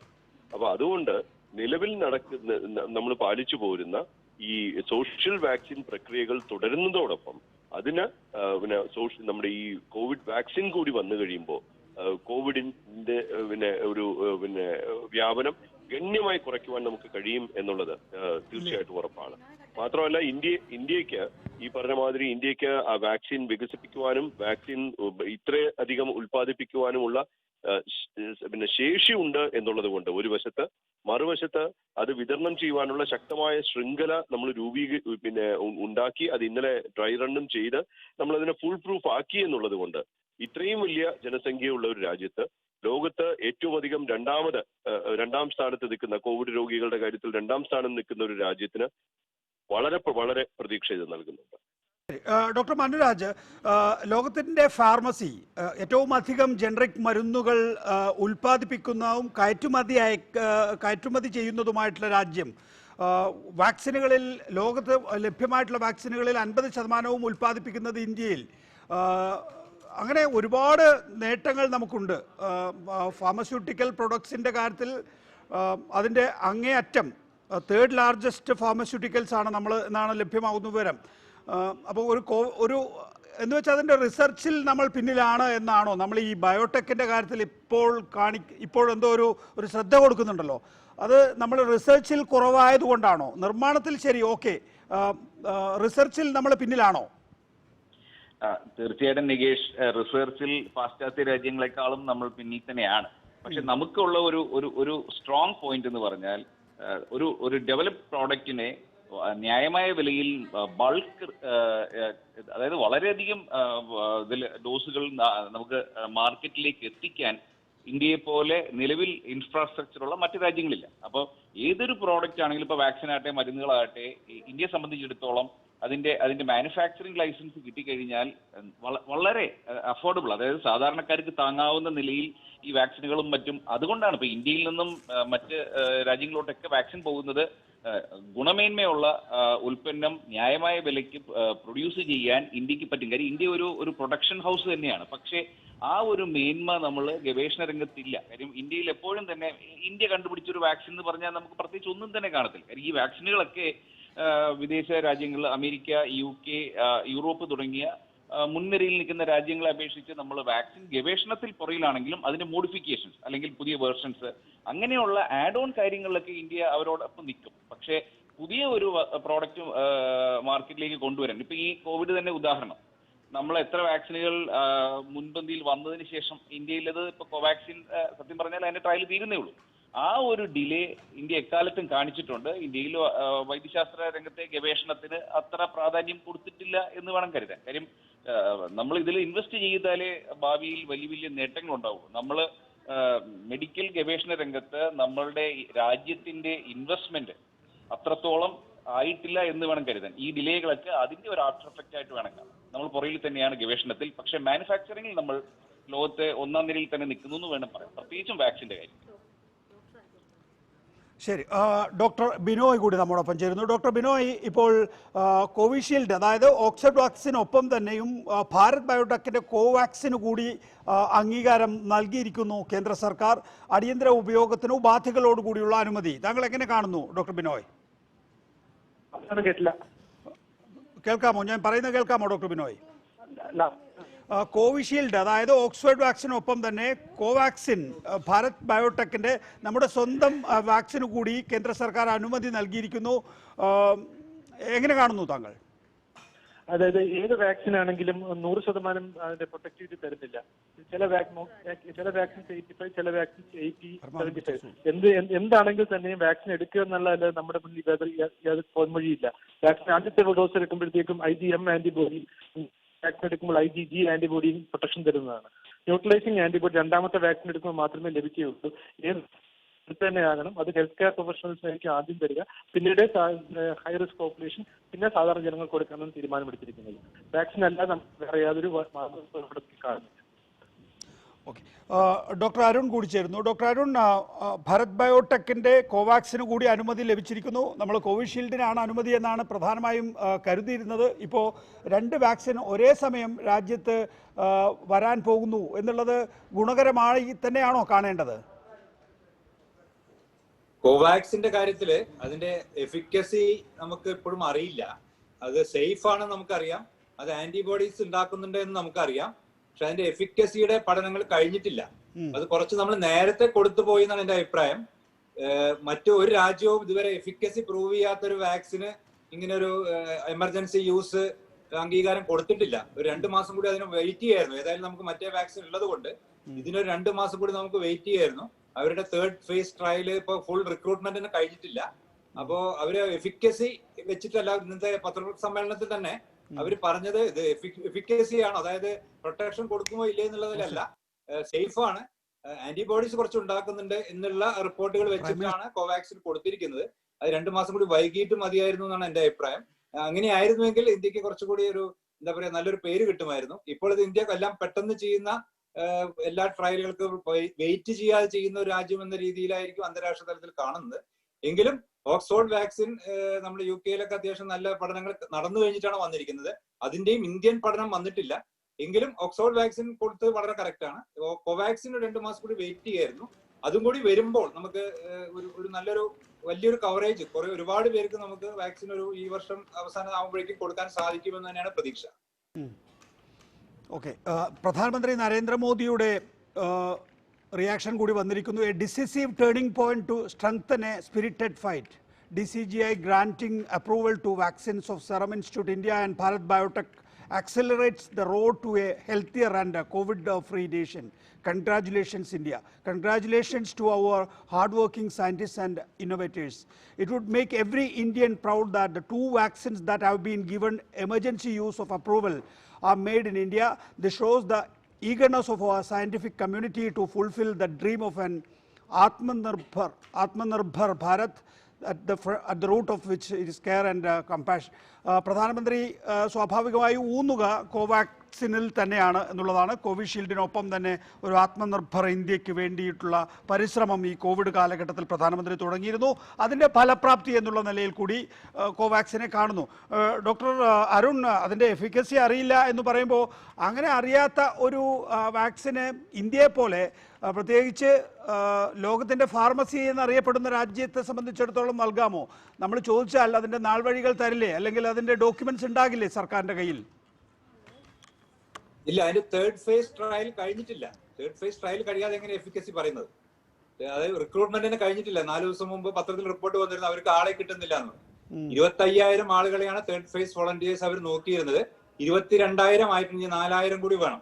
അപ്പൊ ഇനിയും റിക്രൂട്ട്മെന്റ് കഴിഞ്ഞിട്ടില്ല. ഡിസംബർ 31 കഴിയണം എന്ന് അവർ വിചാരിച്ചിരുന്നു. അത് കഴിഞ്ഞിട്ടില്ല എന്നുള്ളതാണ് പത്രമാധ്യമങ്ങളിൽ നിന്ന് നമുക്ക് അറിയുന്നത്. അത് കഴിഞ്ഞിട്ട് ഏതാനും ആഴ്ചകൾ, ചിലപ്പോൾ 2 മാസം കഴിഞ്ഞിട്ട് നമുക്ക് അതിന്റെ എഫക്ട് കംപ്ലീറ്റ് പറയാൻ സാധിക്കുകയുള്ളൂ. എഫിക്കസി പറയാൻ പറ്റില്ല. സേഫ്റ്റി ചെറിയ 340-350 പേരിൽ സേഫ്റ്റി നോക്കിയിട്ടുണ്ട്, ആന്റിബോഡി ഡെവലപ്മെന്റ് നോക്കിയിട്ടുണ്ട്. അധികവും എഫിക്കസി തന്നെ. രണ്ടിനും അനുമതി നൽകിയിരിക്കുന്നത് ഡോക്ടർ അരുൺ ഈ റെസ്ട്രിക്റ്റഡ് യൂസിനാണ്. എന്താണ് ഈ റെസ്ട്രിക്റ്റഡ് യൂസ്? അതായത് ഇപ്പൊ എല്ലാ രാജ്യങ്ങളും ഇപ്പൊ അങ്ങനെ തന്നെയാണ് കൊടുത്തിരിക്കുന്നത്. അതായത് ഓപ്പൺ ആയിട്ട് ഫാർമസിയിൽ ഇത് കിട്ടില്ല. ഇത് സർക്കാർ നിശ്ചയിക്കുന്ന ചില ഏരിയകളിൽ, ചില കേന്ദ്രങ്ങളിൽ കൂടെ മാത്രമേ ഇത് വിതരണം ചെയ്യുള്ളൂ എന്നുള്ളതാണ്. ഇപ്പൊ UK-ലാണെങ്കിലും US-ലാണെങ്കിലും നമ്മളൊരു ഫാർമസി പോയിട്ട് പൈസ കൊടുത്ത് വാങ്ങിക്കാൻ പറ്റുന്ന ഒരു വാക്സിൻ ആയിട്ടില്ല. അത് രണ്ടും തമ്മിലുള്ള വ്യത്യാസം, ഞാൻ ഫാർമസി പോയി പൈസ കൊടുത്ത് വാങ്ങുന്നതും ഗവൺമെന്റ് വിതരണം ചെയ്യുന്നിടത്ത് വാങ്ങുന്നതും തമ്മിലുള്ള വ്യത്യാസം എന്താണ്? അതായത് ഇത് വളരെ റെസ്ട്രിക്റ്റഡ് ആയത്. നമ്മുടെ യൂസിന് എല്ലാ ഡോക്യുമെന്റഡ് ആയിരിക്കും. ആർക്ക് കൊടുക്കുന്നു, എങ്ങനെ കൊടുക്കുന്നു, അതുകൊണ്ട് എല്ലാവർക്കും കിട്ടില്ല. ഫേസ് ബൈ ഫേസ് ആണല്ലോ കൊടുക്കുന്നത്. എല്ലാവർക്കും കൊടുക്കാൻ പറ്റില്ലല്ലോ. അപ്പൊ തുടക്കത്തിൽ കുറച്ചു പേർക്കല്ലേ കൊടുക്കുന്നുള്ളൂ. അപ്പൊ ഗവൺമെന്റിന് തീരുമാനിക്കുന്ന ആർക്ക് കൊടുക്കണം എന്നുള്ളത്. അതിന്റെ എല്ലാ സൈഡ് എഫക്റ്റുകളും മറ്റേ കാര്യങ്ങളൊക്കെ കുറച്ചുകൂടി സൂക്ഷ്മമായിട്ട് നിരീക്ഷിച്ചുകൊണ്ടേയിരിക്കും ഇനിയും. അപ്പൊ മറ്റേതാണെങ്കിൽ ഫാർമസിയിൽ നിന്ന് ആരെങ്കിലും വാങ്ങി എന്തെങ്കിലും എടുത്തു എന്നുള്ള രീതിയിലാണല്ലോ വരിക. അതല്ല, എല്ലാത്തിലും കറക്റ്റ് ആയിട്ട് ഡോക്യുമെന്റഡ് ആയിരിക്കും. അപ്പൊ എന്തെങ്കിലും അഡ്വേഴ്സ് ഇവന്റ്സ് അടുത്ത 2 മാസം കൊണ്ട് ഉണ്ടാവുകയാണെങ്കിൽ അതെല്ലാം കൃത്യമായിട്ട് റിപ്പോർട്ട് ചെയ്യപ്പെടും. ഇനി അങ്ങോട്ട് നമുക്ക് നല്ലൊരു സയന്റിഫിക് ഡാറ്റ ബിൽഡപ്പ് ചെയ്യാൻ പറ്റും. അതിനും കൂടിയാണ് ഈ റെസ്ട്രിക്റ്റഡ് യൂസ് വെക്കുന്നത്. അതായത് ഇതിന്റെ ഒരു ഘട്ടം നമ്മളുടെ മേൽ ഉപയോഗിക്കുന്നത് കൂടി ആയിരിക്കും അല്ലേ? നമ്മളിപ്പോ ഒരു വർഷമില്ലല്ലോ, 5-6 മാസങ്ങൾക്കുള്ളിലാണ് ഒരു വാക്സിൻ ഉണ്ടാക്കിയെടുത്തിരിക്കുന്നത്. അത് ലോക ചരിത്രത്തിന് അത്ഭുത പ്രതിഭാസമാണ്. ഇനിയിപ്പോൾ മനുഷ്യരിൽ ആദ്യം ഇപ്പോൾ ആരോഗ്യ പ്രവർത്തകരാണ്. എങ്ങനെയാണ് ശരീരത്തിൽ വാക്സിൻ ഫലപ്രദമാകുന്നത് എന്നെ സംബന്ധിച്ച് വ്യക്തമായി മനസ്സിലാക്കാൻ കഴിയുന്ന ആളുകൾ ആരോഗ്യ പ്രവർത്തകരാണ് എന്നുള്ളത് കൊണ്ട് കൂടിയാണ് ആരോഗ്യ പ്രവർത്തകരുടെ മേൽ ആദ്യം പ്രയോഗിക്കുന്നത്. അപ്പോൾ അതുകൂടി ഒരു ഘട്ടമായിട്ട് വേണം കണക്കാക്കാൻ മോഡേൺ മെഡിസിനിൽ. അതെ, തുടക്കത്തിലെ നമ്മൾ ഏത് മരുന്നായാലും ഏത് വാക്സിൻ ആയാലും ആദ്യത്തെ മാസങ്ങൾ നമ്മളൊരു പോസ്റ്റ് മാർക്കറ്റിംഗ് സർവൈലൻസ് എന്ന് പറയും. ഇതിപ്പോ പോസ്റ്റ് മാർക്കറ്റിലല്ല വരുന്നത്. ഇതൊരു ഒരു എമർജൻസി യൂസ് അംഗീകാരം കിട്ടിയതിന് ശേഷമുള്ള സർവൈലൻസ് നടന്നുകൊണ്ടേയിരിക്കും, ഇപ്പോഴും നടന്നുകൊണ്ടേയിരിക്കുന്നുണ്ട്. അപ്പൊ അത് വളരെ പ്രധാനപ്പെട്ടതാണ്. എന്തെങ്കിലും പ്രശ്നങ്ങൾ വരുന്നുണ്ടെങ്കിൽ നമുക്ക് നോക്കണമല്ലോ. ഇത് പുതിയ സാധനം ആയതുകൊണ്ട്. പക്ഷെ പുതിയൊരു സാധനം നമ്മൾ ഉപയോഗിക്കുമ്പോൾ എപ്പോഴും ഇങ്ങനെ തന്നെയാണ് നമ്മൾ പോകുന്നത്. ആരോഗ്യ പ്രവർത്തകർക്ക് ആദ്യം കൊടുക്കുന്നത് അവർക്കത് അറിയും എന്ന് വിചാരിച്ചിട്ടാണ് എനിക്ക് തോന്നുന്നില്ല. അവര് വളരെ ഹൈ റിസ്ക് ആയതുകൊണ്ടാണ് ചെയ്യുന്നത്. ആരോഗ്യ പ്രവർത്തകർ എന്ന് പറയുമ്പോൾ പലപ്പോഴും സ്വീപ്പർമാരായിരിക്കാം, ക്യാൻറ്റീൻ ജോലിക്കാരായിരിക്കാം, അങ്ങനെയുള്ളവരൊക്കെ ആയിരിക്കാം. അപ്പൊ അവർക്കൊക്കെ ഇതിനെ കുറിച്ച് അങ്ങനെ അറിയുമെന്ന് വിചാരിക്കാൻ പറ്റില്ല. പക്ഷെ അവർ ഹൈ റിസ്ക് ആയതുകൊണ്ടാണ് കൊടുക്കുന്നത്. പക്ഷെ എന്റെ അഭിപ്രായത്തിൽ ഹൈ റിസ്ക് എന്ന് പറയുമ്പോൾ പ്രായം കൂടിയ ആളുകൾക്ക് കൂടി ഫസ്റ്റ് സ്റ്റേജിൽ ഇന്ത്യയിൽ കൊടുക്കണമായിരുന്നു എന്ന് എനിക്കൊരു അഭിപ്രായം കൂടി ഉണ്ട്. അത് ഇവിടെ നടക്കാൻ പോകുന്നില്ല. ആദ്യത്തെ 3 കോടിയും വളരെ പ്രായമുള്ള ആളുകൾക്ക് കൊടുക്കാൻ സാധ്യതയുണ്ടെന്ന് എനിക്ക് തോന്നുന്നില്ല. അത് മറ്റു രാജ്യങ്ങൾ അങ്ങനെയല്ല. UK-ലാണെങ്കിലും USA-ലാണെങ്കിലും ഒക്കെ തന്നെ ആരോഗ്യ പ്രവർത്തകർ കൊടുക്കുമ്പോൾ തന്നെ ഏറ്റവും വൾനറബിൾ ആയിട്ട് ഏറ്റവും അധികം മരണം സാധ്യതയുള്ള ആളുകൾക്കും അവർ ഒരുമിച്ച് കൊടുക്കുന്നുണ്ട്. നമ്മൾ കൂടി അങ്ങനെ ചെയ്യണമായിരുന്നു എന്നൊരു അഭിപ്രായം കൂടി എനിക്കുണ്ട്. ഓക്കെ, ഡോക്ടർ മനുരാജ്, ഇപ്പോൾ ശശി തരൂറിന്റെ ട്വീറ്റ് വന്നിരിക്കുന്നു. അദ്ദേഹം പറയുന്നത് ഭാരത് ബയോടെക്കിന്റെ കോവാക്സിന് അനുമതി നൽകിയത് അപകടവും അപക്വവും എന്നാണ്. ഡോക്ടർ മനുരാജ്. നികേഷ്, സത്യം പറഞ്ഞു കഴിഞ്ഞാൽ ഇത് രാഷ്ട്രീയ കാഴ്ചപ്പാടിന്റെ മറ്റേ വശമാണ്. ഇപ്പൊ തികച്ചും ഇതില് ശാസ്ത്രം പറഞ്ഞു കഴിഞ്ഞാൽ നേരത്തെ അരുൺ സൂചിപ്പിച്ചതുപോലെ ഫേസ് 3 കഴിയാതെ എടുത്തു ചാടി ഒരു അനുമതി കൊടുക്കാൻ, അതും വോളണ്ടിയേഴ്സിനെ കിട്ടാൻ ബുദ്ധിമുട്ടി നിൽക്കുന്ന ഒരു ട്രയലിന് ഫേസ് 3യുടെ മധ്യത്തിൽ വെച്ച് നമ്മൾ അനുമതി കൊടുക്കുന്നു. അപ്പൊ തീർച്ചയായിട്ടും ഇതേ നിയമം എന്തുകൊണ്ട് കോവിഷീൽഡിന് കൊടുത്തില്ല എന്ന് ചോദിക്കാം. കോവിഷീൽഡിന്റെയും ഈ പറയുന്ന ഫേസ് 3യുടെ മധ്യത്തിൽ ഇതേപോലെ 1 മാസം മുന്നേ കൊടുത്തിരുന്നെങ്കിൽ ഗവൺമെന്റിന്റെ എന്താ പറയാ, എത്രയും പെട്ടെന്ന് മാർക്കറ്റിലേക്ക് ഡോസ് കൊണ്ടുവരാനുള്ള ഗവൺമെന്റിന്റെ ആഗ്രഹമായിരുന്നു എന്ന് പറയാം. പക്ഷേ ബാക്കി എല്ലാത്തിലും ഫൈസറിന്റെ നോക്ക്, ലോകം മൊത്തം കൊടുക്കുമ്പോഴും ഇവിടെ അംഗീകാരം കൊടുക്കാതെ പിടിച്ചു വെക്കുന്നു. കോവിഷീൽഡിന് വൈകിച്ചു കൊടുക്കുന്നു, കോവാക്സിന് പറയുന്നതിന് മുമ്പ് കൊടുക്കുന്നു. അപ്പൊ 3 മത്സരാർത്ഥികൾ രംഗത്ത് വരുമ്പോൾ 3 തരത്തിലുള്ള നിയമങ്ങൾ കാണിക്കുന്നത് സത്യത്തിൽ ഒരുപാട് ചോദ്യങ്ങൾ അതിലുണ്ട്. പക്ഷേ ജനങ്ങൾക്ക് നല്ല വാക്സിൻ കിട്ടും, കൂടുതൽ ഡോസ് കിട്ടും, സംഗതി ശരിയാണ്. ഒരു പക്ഷേ ഇതിൽ എഫിക്കസി കുറവാണെങ്കിൽ നല്ലൊരു വാക്സിൻ എടുക്കേണ്ട സ്ഥാനത്ത് എഫിക്കസി കുറഞ്ഞൊരു വാക്സിൻ എടുത്തുപോയി എന്നൊരു ചോദ്യം നാളെ സാധാരണ ജനത്തിനുണ്ടായാൽ ആര് ഉത്തരം പറയും? ആ ചോദ്യം നിലനിൽക്കുന്നു. ഇപ്പം ശശി തരൂർ MP പറഞ്ഞത് അതിന്റെ എക്സ്ട്രീം കേസാണ്. എന്നിരുന്നാൽ പോലും ആ ചോദ്യത്തിൽ ചില ന്യായമായ സംശയങ്ങളുണ്ട്. അതിൽ കുറേയൊക്കെ ശാസ്ത്രവുമുണ്ട്. കുറച്ചും കൂടെ വൈകി ഫേസ് 3 ട്രയലിന്റെ ഒരു ഇന്ററിം റിസൾട്ട് വന്നിട്ട് മതിയായിരുന്നു ഈ അപ്രൂവൽ. ഒരു മാസം വൈകിയോണ്ട് എന്ത് സംഭവിക്കാനാ? കാര്യം ആദ്യത്തെ ഇനിഷ്യൽ ഫേസിൽ കൊടുക്കാനുള്ള ഡോസുകൾ നമ്മൾ കോവിഷീൽഡിന് കൊടുത്തുകൊണ്ടിരിക്കാം. ഈ പറയുന്ന കോവാക്സിന്റെ കുറച്ചും കൂടി ഡേറ്റ വന്നിട്ട് ഒരുമിച്ച് കൊടുത്തത് തന്നെ തെറ്റാണ്. കാര്യം കോവിഷീൽഡിനുള്ള നിയമം തന്നെ വേണ്ടേ കോവാക്സിനും വരാൻ? ഫൈസറിന്റെ വിടൂ, ഫൈസറിന് ഇന്ത്യയിൽ ഡേറ്റ ഇല്ലെന്ന് പറയാം. അപ്പൊ കോവിഷീൽഡ് വൈകിച്ചും കോവാക്സിൻ ഒരുമിച്ചും വെക്കുമ്പോൾ ഒരു മത്സരാർത്ഥിയെ 100 മീറ്റർ മുമ്പിൽ നിർത്തി ഓടിച്ചിട്ട് ഇടയ്ക്ക് രണ്ടുപേരും ഒരേ ലെവലിൽ നിന്നു എന്ന് പറയുന്നത് പോലെ അല്ലേ എന്നൊരു ശാസ്ത്രത്തിന്റെ ചോദ്യം അവിടെയുണ്ട്. അത് തീർച്ചയായിട്ടും ആ ചോദ്യം പലരും ചോദിക്കും. ദയവായി തുടരുക. ഇപ്പോൾ ഡോക്ടർ അഷീൽ കൂടി ചേരുന്നു. ഡോക്ടർ അഷീൽ, ആദ്യം കോവാക്സിന്, ഭാരത് ബയോടെക്കിന്റെ കോവാക്സിന് അനുമതി നൽകിയതിന് എങ്ങനെ താങ്കൾ കാണുന്നു? നേരത്തെ സൂചിപ്പിച്ച പോലെ തന്നെയാണ്. അതായത് കോവിഷീൽഡിനെ സംബന്ധിച്ചിടത്തോളം ഡാറ്റ വളരെ കൃത്യമായിട്ട് ലഭ്യമാണ്. കോവിഷീൽഡിനെ സംബന്ധിച്ചിടത്തോളം MHRA, അതായത് ഇപ്പം medicines and health products regulatory authority UK, അവരടക്കം ഇതിന്റെ ഡീറ്റെയിൽസ് ഒക്കെ പരിശോധിച്ചതിന് ശേഷം കൃത്യമായ റിപ്പോർട്ടിന്റെ അടിസ്ഥാനത്തിലാണ് ഈ കോവിഷീൽഡ് അംഗീകാരം നൽകിയത്. കോവാക്സിന് അംഗീകാരം നൽകാൻ വേണ്ടി എനിക്ക് തോന്നുന്നു ഒരു പൊളിറ്റിക്കൽ പ്രശ്നം അതിൻ്റെ അകത്ത് ഉണ്ടായിട്ടുണ്ടാവും സ്വാഭാവികമായിട്ട്. കാരണം ഇന്ത്യൻ വാക്സിൻ ഇതോടൊപ്പം ഇറക്കണം എന്നൊരു സാധനം ഉണ്ടായിട്ടുണ്ടാവും. പക്ഷേ ഇത് പറയുമ്പോഴും ഈ കോവാക്സിൻ എന്ന് പറയുന്ന ഫേസ് 3 ട്രയലിൽ നിൽക്കുന്ന ഒരു വാക്സിനാണ്. പക്ഷെ ഇതിൽ പറഞ്ഞിരിക്കുന്ന ഒരു പ്രിക്കോഷൻ എന്ന് പറഞ്ഞാൽ, അത് പറയുമ്പോൾ അത് മൊത്തം സെന്റൻസിലൂടെ വാക്കുകളുടെ ഇടയിലൂടെ വായിക്കുമ്പോൾ നമുക്ക് മനസ്സിലാവുന്നത് with abundant precaution under clinical trial mode എന്നാണ് പറഞ്ഞത്. ആദ്യം പറയുമ്പോൾ കൃത്യം കോവാക്സിന്റെ കാര്യത്തിൽ with abundant precaution in clinical trial mode എന്നാണ്. അപ്പൊ നമ്മൾ പ്രതീക്ഷിക്കുന്നതെന്ന് വെച്ചാൽ ഇത് ക്ലിനിക്കൽ ട്രയലിന്റെ ഒരു എക്സ്റ്റൻഷൻ പോലെ ചെയ്യുന്നതല്ലാതെ ഈ കോവിഷീൽഡ് ഉപയോഗിക്കുന്ന പോലെ ഉപയോഗിക്കാൻ പറ്റില്ല. പക്ഷെ അത് ഈ പറഞ്ഞ പോലെ തന്നെയാണ്. ഈ കോവിഷീൽഡും കോവാക്സിനും ഒരുമിച്ച് പറയാൻ പറ്റിയ ഒരു സാധനമല്ല ഇപ്പൊ ഒരു സിറ്റുവേഷനിലല്ല ഉള്ളത്. പക്ഷെ കോവിഷീൽഡ് പോലെ ആയിരിക്കില്ല കോവാക്സിന്റെ ഉപയോഗം എന്ന് നമ്മൾ പ്രതീക്ഷിക്കുന്നു. കോവാക്സിൻ ക്ലിനിക്കൽ ട്രയൽ മോഡിൽ റെസ്ട്രിക്റ്റഡ് യൂസേജ് അബണ്ടന്റ് പ്രിക്കോഷൻ ആയിരിക്കും എന്ന് തന്നെയാണ് പ്രതീക്ഷിക്കുന്നത്.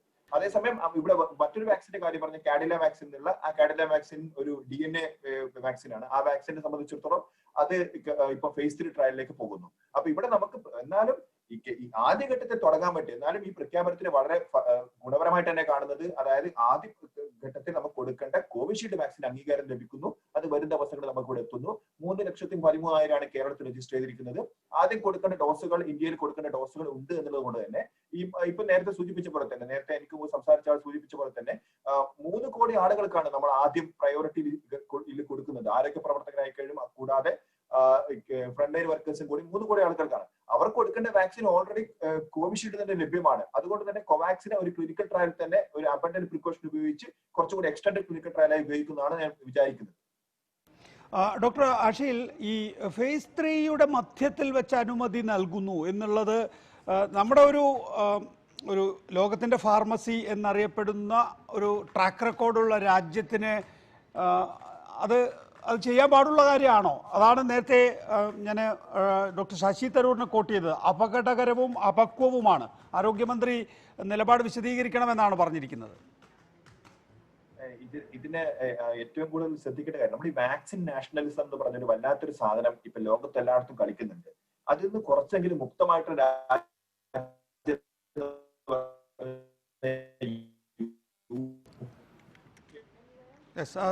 സാങ്കേതിക തടസ്സങ്ങളുണ്ട്. ഡോക്ടർ അരുൺ, ഇതിനൊന്ന് വിശദീകരിക്കാമോ? അപക്വം, അപകടകരം, വേറെ ആരുമല്ല പറഞ്ഞിരിക്കുന്നത്, ശശി തരൂറാണ്. ലോകരാജ്യങ്ങളെ കുറിച്ചൊക്കെ നല്ല ബോധ്യമുള്ള, ഇത്തരം ബിസിനസിനെ കുറിച്ചും ബോധ്യമുള്ള ആളാണ് ഡോക്ടർ തരൂർ. സെക്രട്ടറി ജനറൽ ആയിരുന്നു നേരത്തെ. ഡോക്ടർ അരുൺ ഉണ്ടോ?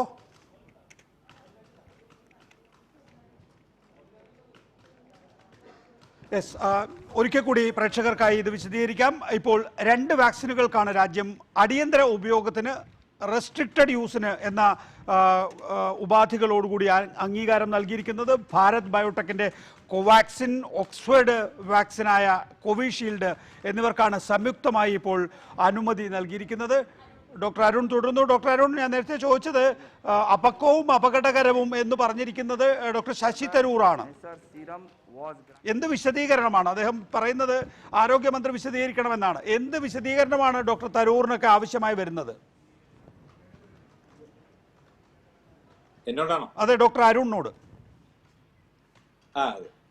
ഞാൻ പറയുന്നത് അങ്ങനെ ആ എക്സ്ട്രീമിലേക്ക് പോകേണ്ട ആവശ്യമില്ല അപകടകരം എന്ന് പറയുന്നത്. പക്ഷേ ഒരു നമ്മുടെ ഇന്ത്യയുടെ പേര് തന്നെ കുറച്ച് മോശമാക്കുന്ന ഒരു സംഭവമാണ്. നമുക്കിത് പുറത്ത് ആക്ച്വലി ഇത് അമേരിക്കൻ കമ്പനിയുമായിട്ട് ടൈപ്പ് ഉണ്ട് ഭാരത് ബയോടെക്കിന്. അപ്പോ അവിടെയൊക്കെ നമുക്കിത് വിൽക്കേണ്ട ഒരു സാധനം കൂടിയാണ് പറ്റുമെങ്കിൽ. പക്ഷെ ഇങ്ങനെ നമ്മൾ ഇത് കൊടുത്തു എന്ന് പറയുമ്പോൾ തന്നെ ഇന്ത്യൻ റെഗുലേറ്റേഴ്സിലുള്ള ലോകത്തിലുള്ള വിശ്വാസം വളരെ വളരെ കുറയും. അതാണ് പ്രശ്നം. ഇത് അപകടം ഉണ്ടാക്കുമെന്ന് ഞാൻ വിചാരിക്കുന്നില്ല. എന്ന് വെച്ചാൽ പഴയ ടൈപ്പ് വാക്സിൻ ആണ്, ഇനാക്ടിവേറ്റഡ് വൈറസ് ആണ്, വലിയ പ്രശ്നങ്ങൾ ഉണ്ടാവാൻ സാധ്യതയില്ല. എഫിക്കസി നമുക്ക് അറിയില്ല, അതുകൊണ്ട് അപകടം ഉണ്ടാവില്ല. എഫിക്കസി നമുക്ക് അറിയില്ല. അപ്പൊ അത് അധികവും ഭാരത് ബയോടെക്കിൽ അധികം വാക്സിൻ ഒന്നും റെഡി ആയിട്ടുണ്ടെന്ന് എനിക്ക് തോന്നുന്നില്ല. അതുകൊണ്ട് അത് 2 മാസമെങ്കിലും കഴിയും അത് പുറത്തേക്ക് വരാൻ. അപ്പോഴേക്കും ചിലപ്പോൾ 3rd ഫേസ് ട്രയൽ വരും ചെയ്യും. ഇതൊരു പൊളിറ്റിക്കൽ സംഭവം മാത്രമാണ്, രണ്ടും കൂടി ഒരുമിച്ച് കൊടുക്കുന്നതാണ് എന്റെ അഭിപ്രായം. ഇതൊരു പൊളിറ്റിക്കൽ സംഭവമാണ് രണ്ടും കൂടി കൊടുക്കുന്നത്. മോസ്റ്റ് പ്രോബബ്ലി അടുത്ത 2 മാസത്തിനൊന്നും ഭാരത് ബയോടെക്കിനെ കൊടുക്കാൻ സാധ്യതയില്ല. അതവിടെ വെക്കും, അതിനാണ് സാധ്യത. പക്ഷേ ഒരു അപ്പിയറൻസ് നമുക്ക് മോശമാവും. ഇന്ത്യൻ റെഗുലേറ്റേഴ്സിന്റെ മൊത്തത്തിൽ തന്നെ ഇന്ത്യൻ റെഗുലേറ്റേഴ്സിന് പണ്ടേ കാര്യമായിട്ടുള്ള ഒരു ഇമേജ് ഇല്ല. ആ ഇമേജ് ഇപ്പൊ ലോകം മുഴുവൻ ഉറ്റുനോക്കുന്ന ഒരു സംഭവമാണല്ലോ കോവിഡ് വാക്സിൻ. അപ്പൊ ഇന്ത്യൻ റെഗുലേറ്റേഴ്സ് ഇങ്ങനെ കൊടുത്തു എന്ന് പറയുമ്പോൾ അത് വളരെ ചർച്ചയാവുകയാണ് എല്ലാ ഭാഗത്തും. അപ്പൊ നമ്മുടെ ഇമേജ് അത് ഭയങ്കരമായിട്ട് മോശമായിട്ടുണ്ട്. അപകടം ഉണ്ടാവുമെന്ന് ഞാൻ വിചാരിക്കുന്നില്ല. ഓക്കെ, ലോകത്തിലെ മുഴുവൻ വാക്സിനുകളുടെ എണ്ണം എടുത്താൽ അതിൽ 50% ഇന്ത്യൻ നിർമ്മിതമാണ്. നമ്മൾ പോസിറ്റീവായി കാണുക. ഡോക്ടർ ആഷിൽ, നമ്മളിതിനെ പോസിറ്റീവായി കാണുന്നു. ഇപ്പോൾ തന്നെ ലോകം ഉപയോഗിക്കുന്ന വാക്സിനുകളിൽ 50% ഇന്ത്യൻ നിർമ്മിതമാണ്.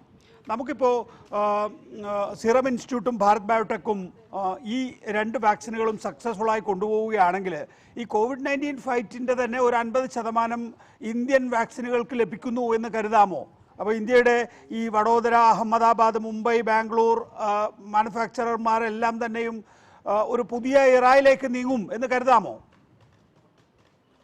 നമ്മൾ മനസ്സിലാക്കേണ്ടത് ഇന്ത്യ വാക്സിനുകളുടെ ഫാക്ടറിയാണ് ലോകത്ത് വേണ്ടി എന്ന് പറയുമ്പോൾ അതിലെല്ലാം ഇന്ത്യൻ വാക്സിനുകൾ ആയിരിക്കണമെന്നില്ല. മറ്റു സ്ഥലങ്ങളുടെ വാക്സിനായിട്ട് ഇവിടെ ലൈസൻസ് ചെയ്ത് ചെയ്യുന്ന വാക്സിൻ സിസ്റ്റം പോലെ ഉണ്ട്. ഞാൻ പൊതുവിൽ ഇതിനെ കുറിച്ചല്ല പറയുന്നത്.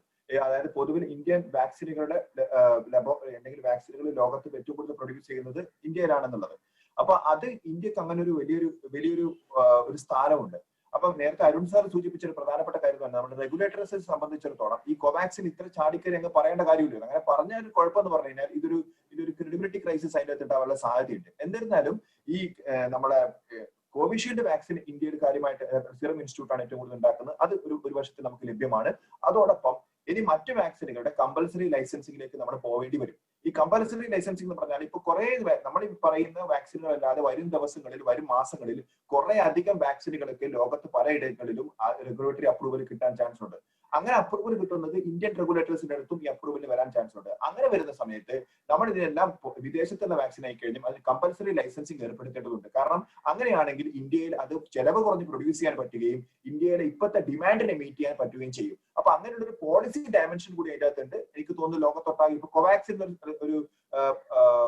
ഒരു സംവിധാനമുണ്ട്. കോവാക്സ് ഒരു WHO-ന്റെയും ഗവിയുടെയും ഒരു സംവിധാനമുണ്ട്. അത് എൻഷുർ ചെയ്യുന്ന പറഞ്ഞു കഴിഞ്ഞാൽ ലോ ആൻഡ് മിഡിൽ ഇൻകം കൺട്രീസിലേക്ക് വാക്സിൻ ലഭ്യത ഉറപ്പുവരുത്താനുള്ള.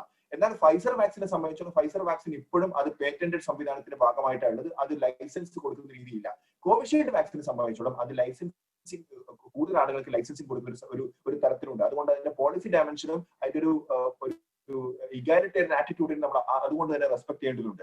അതേസമയം മറ്റ് വാക്സിനുകളെയും നമ്മൾ കമ്പൽസറി ലൈസൻസിലൂടെ വലിയ രീതിയിലുള്ള പ്രൊഡക്ഷൻ ഇന്ത്യയിൽ ഉണ്ടാക്കാൻ പറ്റിക്കഴിഞ്ഞാൽ നമുക്ക് വീണ്ടും ലോകത്തിന്റെ വാക്സിൻ ഫാക്ടറി ആയിട്ട് വർക്ക് ചെയ്യാൻ വേണ്ടി സാധിക്കും. മാത്രമല്ല ഈ കോവിഡിന്റെ കാര്യത്തിൽ ലോകത്തിന്റെ വാക്സിൻ ഫാക്ടറി വർക്ക് ചെയ്യാൻ സാധിക്കും.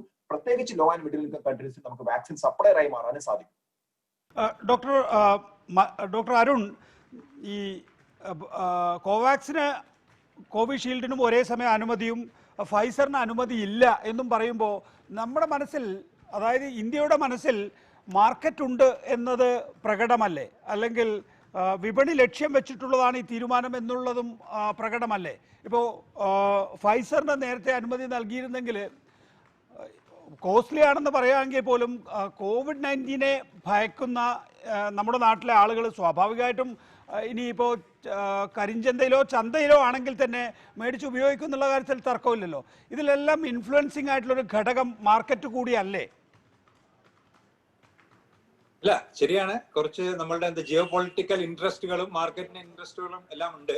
പക്ഷെ ഫൈസറിന്റെ കാര്യത്തിൽ എനിക്ക് തോന്നുന്നത് ഫൈസർ തന്നെ അവരെല്ലാ ഡോക്യുമെന്റ്സും ഇവിടെ കൊടുത്തിട്ടില്ല എന്നൊരു സംശയമുണ്ട്. അവർക്ക് എത്ര താല്പര്യം ഉണ്ടെന്ന് എനിക്ക് തോന്നുന്നില്ല. എന്തുകൊണ്ടാ വെച്ചാൽ അവർക്ക് ഇപ്പൊ സപ്ലൈ ചെയ്യാനില്ല വാക്സിൻ ഒന്നും. അടുത്ത 6 മാസത്തിലൊന്നും ഫൈസറിന് ഇന്ത്യയിലേക്ക് വാക്സിൻ സപ്ലൈ ചെയ്യാൻ പറ്റുമെന്ന് എനിക്ക് തോന്നുന്നില്ല. എല്ലാം ബുക്ക്ഡ് ആണ് ഓൾറെഡി. ഇപ്പൊ തന്നെ അവർക്ക് US അവർ പ്രതീക്ഷിച്ച അത്ര അവർക്ക് എല്ലാ ഭാഗത്തേക്കും എത്തിക്കാൻ പറ്റുന്നില്ല. അവരുടെ പ്രൊഡക്ഷനിൽ ചെറിയൊരു പ്രോബ്ലം വന്നിരിക്കുകയാണ്. ചിലപ്പോൾ മൊഡേണ ആയിരിക്കും ഇനി കുറച്ച് കൂടുതൽ വരാൻ പോകുന്നത്. അതുകൊണ്ട് ഞാൻ മനസ്സിലാക്കിയെടുത്തു, ശരിയാണെന്ന് എനിക്കറിയില്ല, ഫൈസർ ഇപ്പോഴും ഇവര് ആവശ്യപ്പെട്ടിട്ടുള്ള എല്ലാ ഡാറ്റയും കൊടുത്തിട്ടില്ല. അത് ഡാറ്റ അവരുടെ ഇല്ലാഞ്ഞിട്ടാവുമെന്ന് എനിക്ക് തോന്നില്ല. അവർക്ക് അത്ര താല്പര്യം ഇല്ലാഞ്ഞിട്ടായിരിക്കാം. ഇനി ഫൈസറിന് കൊടുത്താലും വലിയ വ്യത്യാസമൊന്നും ഇവിടെ വരാൻ പോകുന്നില്ല. ബിക്കോസ് ഫൈസറിന് ഇവിടെ വരാൻ സാധ്യത വളരെ വളരെ കുറവാണ്. ഉണ്ടെങ്കിൽ അതായത് ഒരിക്കലും ഇതൊരു ഫാർമസിയിൽ നിന്ന് പൈസ കൊടുത്ത് വാങ്ങിക്കുന്ന രീതിയിലുള്ള ഒരു അംഗീകാരം ഒരു സർക്കാരും ലോകത്തിൽ ഇതുവരെ കൊടുത്തിട്ടില്ല. ഇന്ത്യയിൽ അത് കൊടുക്കാൻ പോകുന്നില്ല. അപ്പൊ ത്രൂ ഗവൺമെന്റ് മാത്രമേ ഇനീഷ്യൽ മാസങ്ങളിൽ വരുള്ളൂ. ത്രൂ ഗവൺമെന്റ് എന്തായാലും ഇന്ത്യ ഫൈസറിനെ വാങ്ങിക്കാൻ സാധ്യതയില്ല. അപ്പൊ അതുകൊണ്ട് അതിന് അത്രേ പ്രാധാന്യമുള്ളൂ. ശരിയാണ്, ഇതിലെല്ലാം ജിയോ പൊളിറ്റിക്കൽ ആൻഡ് മാർക്കറ്റ് ഇൻട്രസ്റ്റുകൾ ഉണ്ട്. അതുമാതിരി തന്നെ ഈ ഒരു ആത്മാഭിമാനത്തിന്റെ പ്രശ്നങ്ങളും എല്ലാം വെച്ചിട്ടാണ് ഇങ്ങനെ സംഭവം നടക്കുന്നത്. ആത്മനിർഭർ എന്ന വാക്ക് പെട്ടെന്ന് കയറി ഉപയോഗിക്കുന്നു പ്രധാനമന്ത്രി നരേന്ദ്രമോദി എന്നുള്ളത് കൂടി മനസ്സിലാക്കുന്നു. ഡോക്ടർ മനുരാജ്, ശരി, നമുക്ക് തിരിച്ചു പോകാം. ഇതിൻ്റെ മാർക്കറ്റും ജിയോ പൊളിറ്റിക്കലുമായിട്ടുള്ള ആസ്പെക്ട്സ് എല്ലാം തന്നെയും രണ്ടാമത് മാത്രം വരുന്നതാണല്ലോ. ഇപ്പോൾ 2 വാക്സിൻ നമ്മുടെ റെസ്ട്രിക്റ്റഡ് യൂസിനുണ്ട്, കോവാക്സിനും കോവിഷീൽഡിനും. അപ്പോൾ തുടക്കത്തിൽ തന്നെ ആരോഗ്യ പ്രവർത്തകരിലാണെങ്കിൽ തന്നെയും വളരെ കുറഞ്ഞ സമയങ്ങൾക്കുള്ളിൽ നമുക്ക് എല്ലാ വിഭാഗം ജനങ്ങളിലേക്കും വാക്സിൻ എത്തിക്കാൻ കഴിയുമെന്നാണോ പ്രതീക്ഷ? നികേഷ്, ഇത് സത്യം പറഞ്ഞാൽ ഈ വാക്സിൻ ലോഞ്ച് ചെയ്യുന്ന സമയത്ത് തന്നെയാണ് ഇന്ത്യയിൽ കോവിഡിന്റെ ഒരു വളർച്ചാ നിരക്ക് കുറയുന്നത്. അപ്പൊ ഇതില് ഇന്ത്യയെ സംബന്ധിച്ചിടത്തോളം മരണം എക്കാലത്തെയും ഏറ്റവും കുറഞ്ഞ നിലയിൽ നിൽക്കുന്ന സമയത്താണ് നമ്മൾ ഈ 2 വാക്സിനും ലോഞ്ച് ചെയ്യുന്നത്. അപ്പോൾ ഇനി അങ്ങോട്ട് ഉണ്ടാകുന്ന ഒരു ഡിക്ലൈൻ ഈ എത്രത്തോളം സ്പീഡിൽ വാക്സിൻ കൊടുത്തു എന്നുള്ള ഒരു പ്രെഡിക്റ്റിലേക്ക് കൊണ്ടെത്തിക്കാനും കൂടെ ഉള്ള ഒരു ധൃതി ഇതിലുണ്ട്. കാര്യം ഇനിയുള്ള ഡിക്ലൈൻ എല്ലാം ഈ മാസീവ് വാക്സിനേഷന്റെ ഭാഗമായിട്ടുള്ള വിജയമാണ് എന്ന് ഗവൺമെന്റിന് അവകാശപ്പെടാൻ പറ്റും. സത്യത്തിൽ അത് വാക്സിനും നാച്ചുറൽ ആയിട്ടുള്ള ഡിക്ലൈനും രണ്ടിന്റെയും കൂടെ ഒരു കമ്പൈൻഡ് എഫക്റ്റ് ആയിരിക്കും. നമുക്ക് എത്ര ഉത്സാഹിച്ചാലും കോവാക്സിനും കോവിഷീൽഡും കൂടെ കൂട്ടിച്ചേർത്താലും ഇന്ത്യയുടെ 1/3 ജനസംഖ്യക്ക് ഒരു 6 മാസത്തിനകം വാക്സിനേറ്റ് ചെയ്യാൻ പറ്റുക എന്ന് പറയുന്നത് ഒരു വലിയ അച്ചീവ്മെന്റ് തന്നെയായിരിക്കും. അതിനപ്പുറത്തേക്കൊന്നും നോക്കണ്ട. ഒരു 1/3 ഓഫ് ദ പോപ്പുലേഷൻ, 1/3 ജനസംഖ്യ അടുത്ത 6 മാസത്തിനകം വാക്സിനേറ്റ് ചെയ്യാൻ പറ്റുക എന്നുള്ള ഒരു ടാർഗറ്റ് ആയിരിക്കും ഗവൺമെന്റ് നോക്കുന്നത്. അതിന് തീർച്ചയായിട്ടും ഗവൺമെന്റിന് ഈ കോവാക്സിൻ കൂട്ടുപിടിച്ചേ പറ്റൂ. പിന്നെ ഇതിൽ നേരത്തെ അരുൺ പറഞ്ഞതിനോട് ആഡ് ചെയ്യേണ്ട വേറൊരു കാര്യമുണ്ട് നികേഷ്. കാര്യം ഈ കോവാക്സിൻ ഒക്കെ നിലവിൽ അവര് ഒരു സ്ട്രക്ചർ, ക്ലിനിക്കൽ ട്രയൽ സ്ട്രക്ചർ വെക്കുമ്പോൾ ഈ ഇൻഫെക്ഷൻ റേറ്റ് ഒരു പ്രധാനപ്പെട്ട സംഭവമാണ്. ഇൻഫെക്ഷൻ റേറ്റ് കുറഞ്ഞു കഴിഞ്ഞാൽ ഈ ട്രയലിൽ ആൾക്കാരുടെ എണ്ണം കൂട്ടേണ്ടി വരും. അമേരിക്കയിലും മറ്റും സംഭവിച്ചിട്ടുണ്ട് അതേ സംഭവം തന്നെ. അതായത് ആൾക്കാർക്ക് ഈ കോവിഡ് വരുന്നതിന്റെ അളവ് കുറഞ്ഞാൽ നിലവിലുള്ള phase 3 ട്രയലുകൾ കൂടുതൽ ആൾക്കാരെ ഉൾപ്പെടുത്തി കൂടുതൽ വലിപ്പത്തിലേക്ക് പോകേണ്ടതായിട്ടും വരും. അപ്പോ ഒരു പക്ഷേ കോവാക്സിന്റെ ഒക്കെ phase 3 എങ്ങും എത്താതെ പോകാനുള്ള ഒരു സാധ്യതയും അതിലുണ്ട്. അപ്പൊ ഇത് ധൃതിയിൽ ഒരു അംഗീകാരം കൊടുക്കുന്നതിന്റെ പിന്നിൽ ഈ വക ദൂരവ്യാപകമായിട്ടുള്ള തടസ്സങ്ങൾ മുന്നിൽ കണ്ടതുകൊണ്ടും ആകാം. അപ്പൊ അങ്ങനെയും കൂട്ടി വായിക്കണം. ജനത്തിന് കൂടുതൽ വാക്സിൻ കിട്ടുന്നു, പക്ഷെ ജനത്തിന് കിട്ടുന്ന വാക്സിൻ സേഫ് ആണോ, അതിന് ആവശ്യത്തിന് എഫിക്കസി ഉണ്ടോ എന്നുള്ള ചോദ്യത്തിനും കൂടി ഗവൺമെന്റ് ഉത്തരം പറയേണ്ടത് തന്നെയാണ്. ഇതിൻ്റെ ഒരു സാങ്കേതികത്വം ഡോക്ടർ അഷീൽ കുറച്ചുകൂടി ഒന്ന് വിശദമാക്കി തരാൻ പറ്റുമോ? ഈ ഭാരത് ബയോടെക്കിൻ്റെ വാക്സിൻ പൂനെ സിറം ഇൻസ്റ്റിറ്റ്യൂട്ട് കൂടിയാണ് നിർമ്മിച്ചത്. എത്രത്തോളം ഭാരത് ബയോടെക്കിൻ്റെ ഈ കോവാക്സിൻ തദ്ദേശീയമായി ഉൽപ്പാദിപ്പിച്ചതാണ്? അതായത് പൂർണ്ണമായും തദ്ദേശീയം എന്ന് പറയാമോ? നമുക്കിപ്പം പൂർണ്ണമായും തദ്ദേശീയമായിട്ട് ഒന്നുമില്ലെന്ന് വേണമെങ്കിൽ പറയാം. കാരണം വെച്ചാൽ ഉദാഹരണം പറഞ്ഞാൽ ഫൈസർ വാക്സിൻ പൂർണ്ണമായിട്ട് തദ്ദേശീയമാണോ എന്ന് ഫൈസറിനെ കുറിച്ച് ചോദിച്ചാൽ അല്ല എന്ന് പറയേണ്ടി വരും. കാരണം ചൈന ആണ് അതിന്റെ ജീനോമിക് ഡീറ്റെയിൽസ് ആദ്യം കൊടുത്തത്. ഇപ്പം ലോകത്തിനെ സംബന്ധിച്ചാൽ ഒരു പോസിറ്റീവ് ആഗോളീകരണം ഇതിന്റെ അകത്തുണ്ട്. അതായത് ആളുകൾ ഇൻഫർമേഷൻ ഷെയർ ചെയ്യുന്നു, ടെക്നോളജി ഷെയർ ചെയ്യുന്നു, ഇതൊക്കെയുണ്ട്. ഈ ഭാരത് ബയോടെക്കിന് വെച്ചാൽ ഒരു യൂണിവേഴ്സൽ പ്ലാറ്റ്ഫോമിൽ ഉണ്ടാക്കിയ നേരത്തെ തന്നെ അരുൺ സാർ നേരത്തെ സൂചിപ്പിച്ച പോലെ തന്നെ നേരത്തെ തന്നെ ഉള്ള ഇനാക്ടിവേറ്റഡ് വൈറസ് എന്ന രീതിയിലുള്ള ഇനാക്ടിവേറ്റഡ് വാക്സിൻസ് എന്ന് നമ്മൾ പറയുന്ന ഇനാക്ടിവേറ്റഡ് വൈറസ് വാക്സിൻസ് എന്ന് പറയുന്ന രീതിയിലുള്ള വാക്സിനാണ്. അതുകൊണ്ട് തന്നെ അതിന്റെ ടെക്നോളജി കുറച്ച് പഴയതാണ്, കുറച്ച് പരീക്ഷിക്കപ്പെട്ടതാണ്, വളരെ സേഫ് ആണ് എന്നുള്ള കാര്യം അറിയുന്ന കാര്യം തന്നെയാണ്. നമ്മളിപ്പം ഈ തദ്ദേശീയത അല്ലെങ്കിൽ നമ്മളുടെ സ്വന്തം എന്ന് പറയാൻ വേണ്ടിയിട്ട് എത്രത്തോളം സാധിക്കും എന്നുള്ള കാര്യം എപ്പോഴും സംശയം. ആർക്കും ഒന്നും പറയാൻ പറ്റത്തില്ല. കാരണം ഇതുപോലെ ഓക്സ്ഫോർഡ് UK പൂർണ്ണമായിട്ട് UK ഫൈസർ പൂർണ്ണമായിട്ട് US ഒന്നും പറയാൻ പറ്റില്ല. കാരണം ഇപ്പം എല്ലാം ഫൈസർ ബയോടെക് എന്ന് പറയുമ്പോൾ ബയോടെക് എന്നുള്ളത് ജർമ്മനിയിലുള്ള ഒരു സംവിധാനമാണ്. അപ്പൊ അതുകൊണ്ട് തന്നെ നമ്മൾ അങ്ങനെ ഒരു സാധനത്തിൽ പ്രസക്തി ഇല്ലാന്നല്ല, നമ്മൾ അതുകൊണ്ട് തന്നെ വല്ലാത്തൊരു ഈ നിർഭർ കാണേണ്ടതില്ല ഇതിനകത്തുനിന്നുള്ളതാണ് ഒരു പ്രധാനപ്പെട്ട കാര്യം. അങ്ങനെ നമ്മൾ ചിന്തിക്കുമ്പോഴാണ് ഇതിന്റെ അകത്തൊരു നേരത്തെ പറഞ്ഞ നമ്മുടെ ജിയോ പൊളിറ്റിക്കൽ ഇഷ്യൂസ് ഒക്കെ ഇതിന്റെ അകത്ത് കാര്യമായിട്ട് വരുന്നത്. ഇപ്പം മാനവരാശി ഇതിനെ ഫൈറ്റ് ചെയ്യുന്നത് ഒരുമിച്ചാണ്. അതുകൊണ്ട് തന്നെയാണ് ഈ ലഭ്യത ഉറപ്പാക്കാറില്ല. മനുരാജ് സാർ സൂചിപ്പിച്ച പോലെ തന്നെ 3-1 ആൾക്കാരെ വാക്സിനേറ്റ് ചെയ്യണമെങ്കിൽ എത്ര വാക്സിൻസ് വേണം? നമ്മൾ 30 കോടി ആളുകളെ വാക്സിനേറ്റ് ചെയ്യാനാണ് ഇപ്പൊ ഗവൺമെന്റ് ഓഫ് ഇന്ത്യ പറഞ്ഞിരിക്കുന്നത്. അടുത്ത ഏതാനും ദിവസം, അതായത് ഓഗസ്റ്റ് ആദ്യം വരെ ഗവൺമെന്റ് ഓഫ് ഇന്ത്യ ടാർഗറ്റ് ചെയ്യുന്നത് 30 കോടി ആളുകളെയാണ്. 30 കോടി ആളുകൾക്ക് കൊടുക്കണമെങ്കിൽ 60 കോടി വാക്സിൻ വേണം. നമ്മുടെ കയ്യിൽ ഇപ്പൊ സ്റ്റോക്ക് ഉള്ളത് 5 കോടി വാക്സിൻ ആണ് ഇതിനടുത്ത് സ്റ്റോക്ക് ഉള്ളത്. അപ്പൊ പരമാവധി വാക്സിൻസ് ലഭ്യമാക്കാൻ വേണ്ടി എല്ലാ ഇന്റർനാഷണൽ കൊളാബറേഷൻസും വളരെ കൃത്യമായിട്ട് നടത്തേണ്ട, ലോകം ഒന്നായി നിൽക്കേണ്ട ഒരു സമയമാണ്. അവിടെ വാക്സിൻ നാഷണാലിറ്റിക്കോ ഒരു പ്രസക്തി ഉണ്ടാവാൻ പാടില്ല. അത് തന്നെയാണ് ഇപ്പം WHO ആഗ്രഹിക്കുന്നത്. അതുകൊണ്ടാണ് കോവാക്സ് പോലുള്ള ഒരു കേന്ദ്രീകൃത സംവിധാനം ഇതിനു വേണ്ടി കൊണ്ടുവരികയും ചെയ്തത്. ഇനി ഈ നെക്സ്റ്റ് ലെവല് നമ്മൾ ഈ 30 കോടി കഴിഞ്ഞു കഴിഞ്ഞാൽ അപ്പോഴും 20% മാത്രമേ ആവുന്നുള്ളൂ. ആ ബാക്കി വരുന്ന പോപ്പുലേഷൻ നമ്മൾ എങ്ങനെ അഡ്രസ് ചെയ്യുക? കാരണം ശരിക്കും നമ്മളൊരു ഹേർഡ് ഇമ്മ്യൂണിറ്റിയിലേക്ക് പോകണമെങ്കിൽ ഇത് പറയുന്ന 60 തൊട്ട് 70% ആളുകളിലേക്ക് വാക്സിനേഷൻ ഉണ്ടാവണം, അല്ലെങ്കിൽ ഇമ്മ്യൂണിറ്റി ഉണ്ടാവണം. അത് വാക്സിനേഷൻ മൂലം തന്നെ ആവണമെന്നില്ല, നാച്ചുറൽ ഇൻഫെക്ഷൻ വഴിയുള്ള ഇമ്മ്യൂണിറ്റി ഉണ്ടാവാം. നേരത്തെ മനുരാജ് സാർ സൂചിപ്പിച്ച വളരെ പ്രസക്തമായ ഘടകമുണ്ട്. ഓൾറെഡി കുറെ ആൾക്കാർ ഇൻഫെക്റ്റഡ് ആയതുകൊണ്ട് അതിന്റെ ഒരു ബിൽട്ടപ്പ് ഉണ്ടാവും. അതിന്റെ മുകളിലാണ് നമ്മൾ വാക്സിൻ കൊടുക്കുന്നത്. അപ്പൊ 30 കോടി ആളുകളെ നമ്മൾ ഈ ടാർഗറ്റ് ചെയ്ത്, അതിന്റെ വലിയൊരു ടാർഗറ്റാണ്. അത് നമ്മൾ ഓഗസ്റ്റിനുള്ളിൽ ചെയ്ത സമയത്ത് നമ്മൾക്ക് അറിയാൻ വേണ്ടി പറ്റും നമ്മൾ എവിടെ നിൽക്കുന്നു എന്നുള്ളത്. ആ ഒരു സീറോ പ്രിവലൻസ് സ്റ്റഡി അതിന്റെ പാരലായി പോവുകയാണെങ്കിൽ എത്ര ആളുകൾക്ക് ആന്റിബോഡി ഉണ്ടെന്നുള്ള കാര്യം കൂടി മനസ്സിലാക്കാൻ പറ്റും. അങ്ങനെ ഒരു ക്ലബ്ഡ് ആക്ടിവിറ്റി ആയിരിക്കും. അല്ലാതെ പല രാജ്യങ്ങളും ചെയ്യുന്ന പോലെ ഇപ്പൊ UK അടക്കം ചെയ്യുന്നത് പരമാവധി ആളുകൾക്ക് വാക്സിൻ കൊടുത്ത് മിക്ക പോപ്പുലേഷനും ഒരു 60-70% ആൾക്കാർക്ക് വാക്സിൻ കൊടുക്കട്ടെ എന്ന രീതിയാണ് അവലംബിക്കുന്നത്. അതല്ല ഇന്ത്യയിലെ സ്ട്രാറ്റജി എടുത്തിരിക്കുന്നത്. എന്നാൽ ആ ഹേർഡ് ഇമ്മ്യൂണിറ്റി എന്നുള്ള തത്വത്തിലേക്ക് നമ്മൾ അൾട്ടിമേറ്റ്ലി വരും. അത് നാച്ചുറലി നമ്മളിപ്പോൾ 30 കോടി കൊടുക്കുമ്പോൾ അതോടൊപ്പം ചേർന്ന് വരുന്ന അല്ലാതെയുള്ള നാച്ചുറൽ ഇൻഫെക്ഷൻ വഴിയും അല്ലാതെ വാക്സിൻ അതിനുള്ളിൽ പ്രൈവറ്റ് വരുന്നതായിരിക്കും, പ്രൈവറ്റ് ലഭ്യമാക്കുന്നതും ഇതെല്ലാം ക്ലബ്ഡ് ആയിട്ടുള്ള ഇഫക്ട് ഓഗസ്റ്റ് മാസത്തോടെ നമുക്ക് പൂർണ്ണമായിട്ട് റിഫ്ലക്റ്റഡ് ആവുമെന്നാണ് പ്രതീക്ഷിക്കുന്നത്. ഡോക്ടർ മനുരാജ്, ഇനി അതിന്റെ ഒരു പ്രായോഗികതയിലേക്ക് കടക്കാം. 28 ദിവസമാണ് ഇടവേള അല്ലെ? ഫസ്റ്റ് ആദ്യത്തെ വാക്സിൻ നമുക്ക് തന്നു കഴിഞ്ഞാൽ പിന്നെ 28 ദിവസം. സാധാരണഗതിയിൽ 28 ദിവസം എന്നുള്ളത് എങ്ങനെയൊക്കെ നമുക്ക് ഫ്ലക്ച്വേറ്റ് ചെയ്യാം എന്നുള്ളത്, അതുപോലെ അതാദ്യം പറയാം, എന്നിട്ട് പിന്നെ നമ്മൾ 30 കോടി ഇന്ത്യക്കാരിലേക്ക് പോകാം. 28 ദിവസം എന്നുള്ളത് അപ്പോൾ ഒരു പ്രവണ വാക്സിൻ വലിയ ഡ്രൈവായിട്ടാണല്ലോ നമ്മൾ കൊടുക്കാൻ പോകുന്നത്. 10-30 കോടി ജനങ്ങളിലേക്ക് ആദ്യം എത്തിക്കണമെങ്കിൽ വലിയ ഡ്രൈവ് വേണം. അപ്പോൾ ആദ്യത്തെ 20 വാക്സിൻ കൊടുക്കുന്നു, പിന്നെ 28 ദിവസം കഴിഞ്ഞതിന് ശേഷം രണ്ടാം വാക്സിൻ. അതൊന്ന് വിശദീകരിക്കാമോ? ശരിക്കും ട്രയൽ നടത്തിയപ്പോൾ ഇത് 28 ദിവസം എന്നുള്ള കണക്കിലൊക്കെ ആയിരുന്നു കോവിഷീൽഡിനൊക്കെ ഉണ്ടായിരുന്നത്. അപ്പോ ഇപ്പോൾ UK തന്നെയും ഉള്ള ഒരു റിവൈസ്ഡ് സ്ട്രാറ്റജി എന്ന് പറഞ്ഞാൽ രണ്ടാമത്തെ ഡോസ് വൈകി കൊടുക്കുക. അത് വേറൊന്നും കൊണ്ടല്ല, നിലവിലുള്ള ഡോസ് എല്ലാം എടുത്ത് വളരെയധികം ആൾക്കാർക്ക് കൊടുത്തിട്ട് രണ്ടാമത്തെ ഡോസ് 3 മാസത്തിനകത്ത് എടുത്താൽ മതി എന്നാണ് അവർ പറയുന്നത്. 3 മാസത്തിനകത്ത് എടുത്താൽ പോലും 80% മേലെ എഫിക്കസി ഉണ്ടെന്ന് പറയുന്നത്. ഒരു പക്ഷേ ഇന്ത്യയിലും ഇതേ കണക്ക് രണ്ടാമത്തെ ഡോസ് വൈകിച്ചു കൊടുക്കാനുള്ള ഒരു സ്ട്രാറ്റജിയിലേക്ക് പോയെന്നിരിക്കും.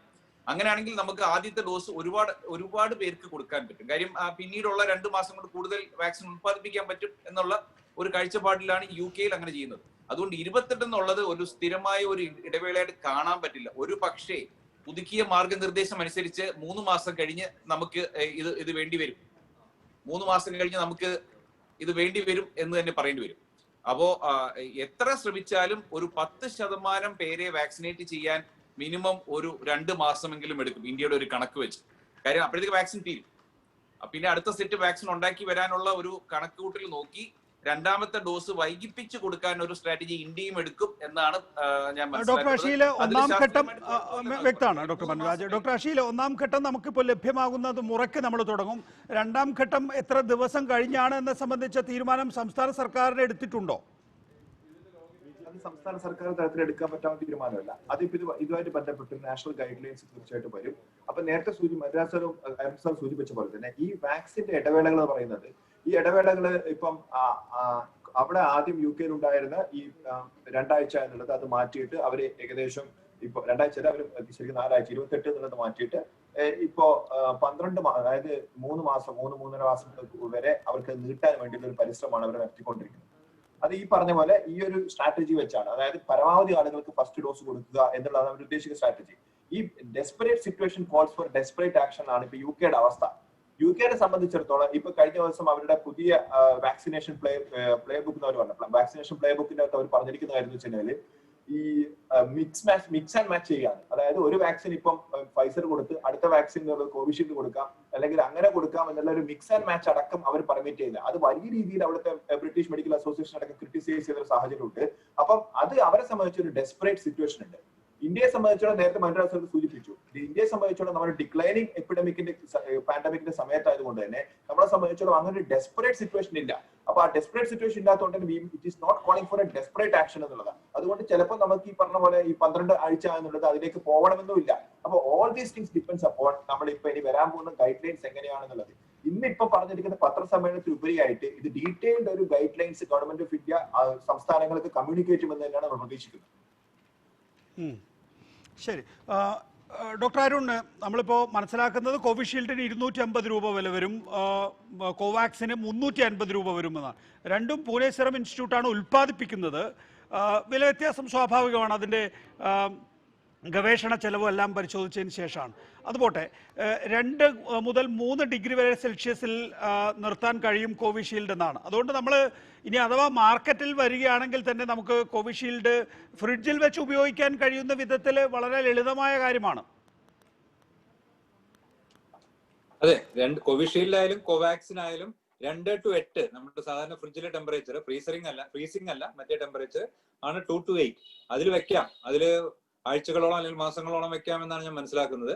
അതുകൊണ്ട് സാധാരണ ഫാർമസികളിൽ നമുക്ക് ഫ്രിഡ്ജിൽ വെച്ചിട്ട് ഉപയോഗിക്കാവുന്നതാണ്.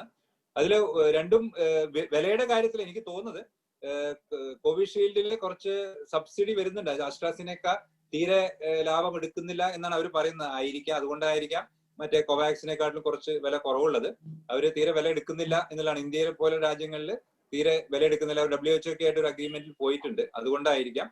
എങ്കിലും ഇത് രണ്ടും വളരെ ഫ്രിഡ്ജിൽ വെച്ച് നമുക്ക് വളരെ സുഖമായിട്ട് കൊടുക്കാവുന്ന 2 വാക്സിനുകളാണ്. ഒരു കാര്യം കൂടി ഞാൻ പറയാം, കോവാക്സിന് ചിലപ്പോൾ ചെറിയൊരു അഡ്വാൻറ്റേജ് ഉണ്ടാവും. അത് ഹോൾ വൈറൽ ആയതുകൊണ്ട് ഇനി വരുന്ന മ്യൂട്ടേഷൻസ് വരുന്ന സ്പൈക്ക് പ്രോട്ടീനിൽ മ്യൂട്ടേഷൻ വരുമ്പോഴാണ് മറ്റ് വാക്സിൻസ് ഫലപ്രദമാവാത്തത്. എന്തുകൊണ്ടാണെന്ന് വെച്ചാൽ കോവിഷീൽഡ് ആണെങ്കിലും മറ്റേ ഫൈസറിന്റെയും മോഡേണിന്റെയും വാക്സിനും ഒക്കെ സ്പൈക്ക് പ്രോട്ടീൻ മാത്രമാണ് നമ്മുടെ ഉള്ളിൽ കുത്തിവെക്കുന്നത്. എന്നാൽ ഇതില് ഹോൾ വൈറസ് ആണ് കുത്തിവെക്കുന്നത്. അതുകൊണ്ട് ചിലപ്പോൾ വല്ല മ്യൂട്ടേഷൻസ് വരികയാണെങ്കിലും ചിലപ്പോൾ കോവാക്സിൻ ചിലപ്പോൾ അതിനെ അതിജീവിക്കാൻ സാധ്യതയുണ്ട്. അതുകൊണ്ട് ലോങ് റണ്ണിൽ കോവാക്സിൻ ഗുണം ഉണ്ടാവും. അങ്ങനെയൊക്കെ കാര്യമുണ്ട്. പക്ഷെ ഇന്നും വേണ്ടിയിരുന്നില്ല, 2 മാസം കഴിഞ്ഞിട്ട് അംഗീകാരം കൊടുത്താൽ മതിയായിരുന്നു എന്ന് മാത്രമേ ഉള്ളൂ. ഡോക്ടർ മനുരാജ്, ഇനി ഫൈസറിന് മാത്രമല്ല, നമ്മൾ ഈ സൈക്കോവ് ഡി, സ്പുട്നിക് 5 തുടങ്ങിയ വാക്സിനുകൾ കൂടി വരാനുണ്ട് അല്ലേ? അപ്പോൾ ഏതാണ്ട് ഒരു 1-2 മാസങ്ങൾക്കുള്ളിൽ വാക്സിൻ പ്രളയമായിരിക്കും. ഇതില് നികേഷ്, സൈക്കോ ഡിയുടെ ഡേറ്റ വരാനിരിക്കുന്നേ ഉള്ളൂ. സ്പുട്നിക്കിന്റെ ചെറിയൊരു പ്രശ്നം എന്ന് പറഞ്ഞാൽ അത് കണ്ടുപിടിച്ച റഷ്യയിൽ ഉൾപ്പെടെ അതിനുള്ള ഒരു സ്വീകരണം അത്ര മഹത്തരമല്ലായിരുന്നു. അവിടുത്തെ ഡോക്ടർമാർ ഉൾപ്പെടെ ആരോഗ്യ പ്രവർത്തകർ പോലും അതിന്റെ എഫിക്കസിയിൽ സംശയം പ്രകടിപ്പിച്ചിരുന്നു. അപ്പൊ അതുകൊണ്ട് സ്പുട്നിക്കിൽ എനിക്ക് വലിയ പ്രതീക്ഷ വ്യക്തിപരമായിട്ടില്ല. പക്ഷെ സൈക്കോ ഡി ഞാനും ഉറ്റുനോക്കുന്ന ഒരു വാക്സിനാണ്. കാര്യം നിലവിൽ 4-5 വാക്സിനുകൾ മാർക്കറ്റിൽ വന്നാൽ അത്രയും കൂടുതൽ പേർക്ക് ഈ ഡോസേജുകൾ കൊണ്ട് നമുക്ക് എത്തിക്കാൻ പറ്റും. ഇതിൽ വേറൊരു സംഭവമുണ്ട്. ഇതില് ഇത്രമാത്രം എടുത്തു ചാടി ഓടിപ്പിടിച്ച് ചെയ്യേണ്ട ഒരു സാഹചര്യത്തിലല്ല ഇന്ത്യയുടെ എപ്പിഡമിക് കർവ് നിൽക്കുന്നത്. സേഫ് ആയിട്ടുള്ള വാക്സിനുകൾ എഫിക്കസി അറിഞ്ഞു കൊടുക്കേണ്ട ആവശ്യമേ ഉള്ളൂ. യൂറോപ്പിലേതുപോലെ ഒരു വല്ലാത്ത ഒരു ആപത്ഘട്ടത്തിലല്ല. ഇന്ത്യയുടെ ആ ആപത്ഘട്ടം കഴിഞ്ഞു. അപ്പൊ ഇന്ത്യ ഇതില് ആവശ്യത്തിൽ കൂടുതൽ ധൃതി കാണിക്കേണ്ട കാര്യമില്ല. എഫിക്കസി പൂർണ്ണമായിട്ടും മനസ്സിലാക്കി, സേഫ്റ്റി മനസ്സിലാക്കി ഒക്കെ ചെയ്താൽ മതി എന്നുള്ളൊരു കാഴ്ചപ്പാടാണ്. ഇതിൽ നോക്കിയാൽ അറിയാം, ഇനിയുള്ള വാക്സിനുകൾക്കൊന്നും ധൃതിയിൽ അംഗീകാരം കിട്ടണമെന്നില്ല. കാര്യം അതൊന്നും ഗവൺമെന്റ് പ്രോജക്റ്റുകളുമല്ല. അതിനൊക്കെ നിയമത്തിന്റെ വഴിക്ക് പോകും എന്നുള്ള ഒരു സ്റ്റാൻഡും ഗവൺമെന്റ് എടുത്തന്നിരിക്കും. ഈ ഭാരത് ബയോടെക്കിന്റെ സ്വന്തം പ്രോജക്റ്റിന് ഒരു മൈലേജ് കൊടുത്തു. കാര്യം നാളെ കോവിഡ് ഇല്ലാതായി കഴിഞ്ഞാൽ ഈ വാക്സിനുകൾ ഒക്കെ എന്ത് ചെയ്യുമെന്നുള്ള ചോദ്യവും ഈ പ്രൊഡ്യൂസേഴ്സിന്റെ ഉണ്ട്. അപ്പൊ എത്രയും പെട്ടെന്ന് ഒരു അനുമതി കിട്ടാൻ വേണ്ടി ഗവൺമെന്റിന്റെ പുറത്തും അവർ സമ്മർദ്ദം ചെലുത്തിയിട്ടുണ്ടാവും. അപ്പൊ ജനങ്ങൾക്കും ഗുണമാണ് ഈ പറഞ്ഞ വാക്സിനുകൾ നേരത്തെ ഉപയോഗിക്കുന്നത്. പക്ഷേ ധൃതി വെച്ചിട്ട് പുതിയ വാക്സിനുകൾ ഇനി അപ്രൂവ് ചെയ്യും എന്ന് എനിക്ക് തോന്നുന്നില്ല. കാര്യം കോവിഷീൽഡും കോവാക്സിനും ഇനി നാളെ വരാനിരിക്കുന്ന ഫൈസറും ഒക്കെ വെച്ച് കാര്യങ്ങൾ ഒരുവിധം നിയന്ത്രണത്തിലാക്കുമ്പോഴായിരിക്കും ഒരുപക്ഷെ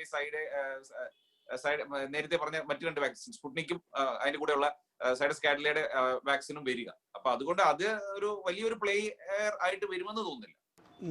ഇപ്പോൾ ഡോക്ടർ മനുരാജ് ചൂണ്ടിക്കാണിച്ചതുപോലെ സ്പുട്നിക് 5-ന്റെ അനുമതി സംബന്ധിച്ച് ലോകത്തിനാകെ സംശയം ഉണ്ടായിരുന്നു. റഷ്യ വളരെ ദുർഗ്രഹമായ വിധത്തിൽ അതിന് അനുമതി നേടിയെടുത്തു എന്ന്. പിന്നീട് സ്പുട്നിക് 5-ന്റെ ഒരു പ്രവർത്തനത്തെക്കുറിച്ചൊന്നും വലിയ മതിപ്പ് ലോകത്തിനാകെ ഉണ്ടായില്ല. ആദ്യത്തെ വാക്സിൻ എന്ന നിലയിൽ വ്ളാഡിമിർ പുടിൻ തന്നെ അത് അവതരിപ്പിച്ചിട്ട് പിന്നെ ഞാൻ തന്നെ അത് ആദ്യത്തെ വാക്സിൻ പരീക്ഷണം എടുക്കുമെന്ന് പറഞ്ഞ് അതുപോലും അദ്ദേഹത്തിന് കഴിഞ്ഞില്ല. ഇപ്പോൾ പക്ഷേ ഇന്ത്യ ചെയ്തിരിക്കുന്നത് കോവിഷീൽഡിനെ ചാരി കോവാക്സിന് കൂടി അനുമതി നേടിയെടുക്കുക എന്ന നിലയിലാണെന്ന് തോന്നുന്നു. ആ നിലയിലുള്ള പ്രതികരണമാണ് വരുന്നത്. അവസാനമായി ഡോക്ടർ അഷീൽ, 1 കോടി ആരോഗ്യ പ്രവർത്തകർ, പിന്നെ പോലീസ്, അങ്കണവാടി പ്രവർത്തകർ, സന്നദ്ധ സംഘടനാ പ്രവർത്തകർ, അതുപോലെ മുനിസിപ്പൽ പ്രവർത്തകർ, പിന്നെ 50 വയസ്സിന് മുകളിലുള്ള മറ്റ് ആരോഗ്യ പ്രശ്നങ്ങളിലുള്ളവർ, ഇവരൊക്കെയാണ് ഇനി എടുക്കാൻ പോകുന്നത്. അപ്പോൾ ഈ ട്രയൽ റണ്ണിൽ ഈ ഒരു ആരൊക്കെയാണ് വേണ്ടത് എന്നത് സംബന്ധിച്ച് അവർക്ക് SMS-ലൂടെ അറിയിപ്പ് ലഭിക്കും. അത് കഴിഞ്ഞതിന് ശേഷം അവർക്കൊരു ഇലക്ട്രോണിക് സർട്ടിഫിക്കറ്റ് കിട്ടും എന്നൊക്കെയാണ് നേരത്തെ മനസ്സിലാക്കിയിരുന്നത്. ഈ ട്രയൽ റണ്ണിൻ്റെ കൂടെ അതിൻ്റെ ബാക്കിയുള്ള അടിസ്ഥാനപരമായ കാര്യങ്ങൾ കൂടി ശ്രദ്ധയിൽപ്പെടുകയോ അല്ലെങ്കിൽ അത് പരിശോധിക്കുകയോ ഒക്കെ ചെയ്തിട്ടുണ്ടോ?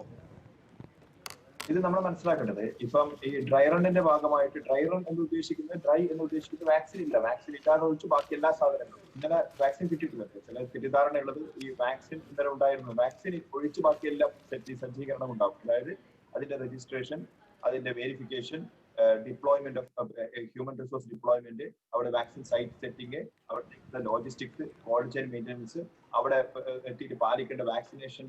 4 വാക്സിനേറ്റിംഗ് ഓഫീസർ ഉണ്ടാവും. അതിൻ്റെ അകത്ത് ഫസ്റ്റ് വാക്സിനേറ്ററിന്റെ ലക്ഷ്യം എന്താണ്, ഫസ്റ്റ്, സെക്കൻഡ്, തേർഡ്, ഫോർത്ത് ഇതിൽ ഒരാൾക്കും അവരുടെ ഉത്തരവാദിത്തങ്ങൾ എന്താണെന്നുള്ള കാര്യം ഒരിക്കൽ കൂടി ഒന്ന് ഉറപ്പിക്കുക.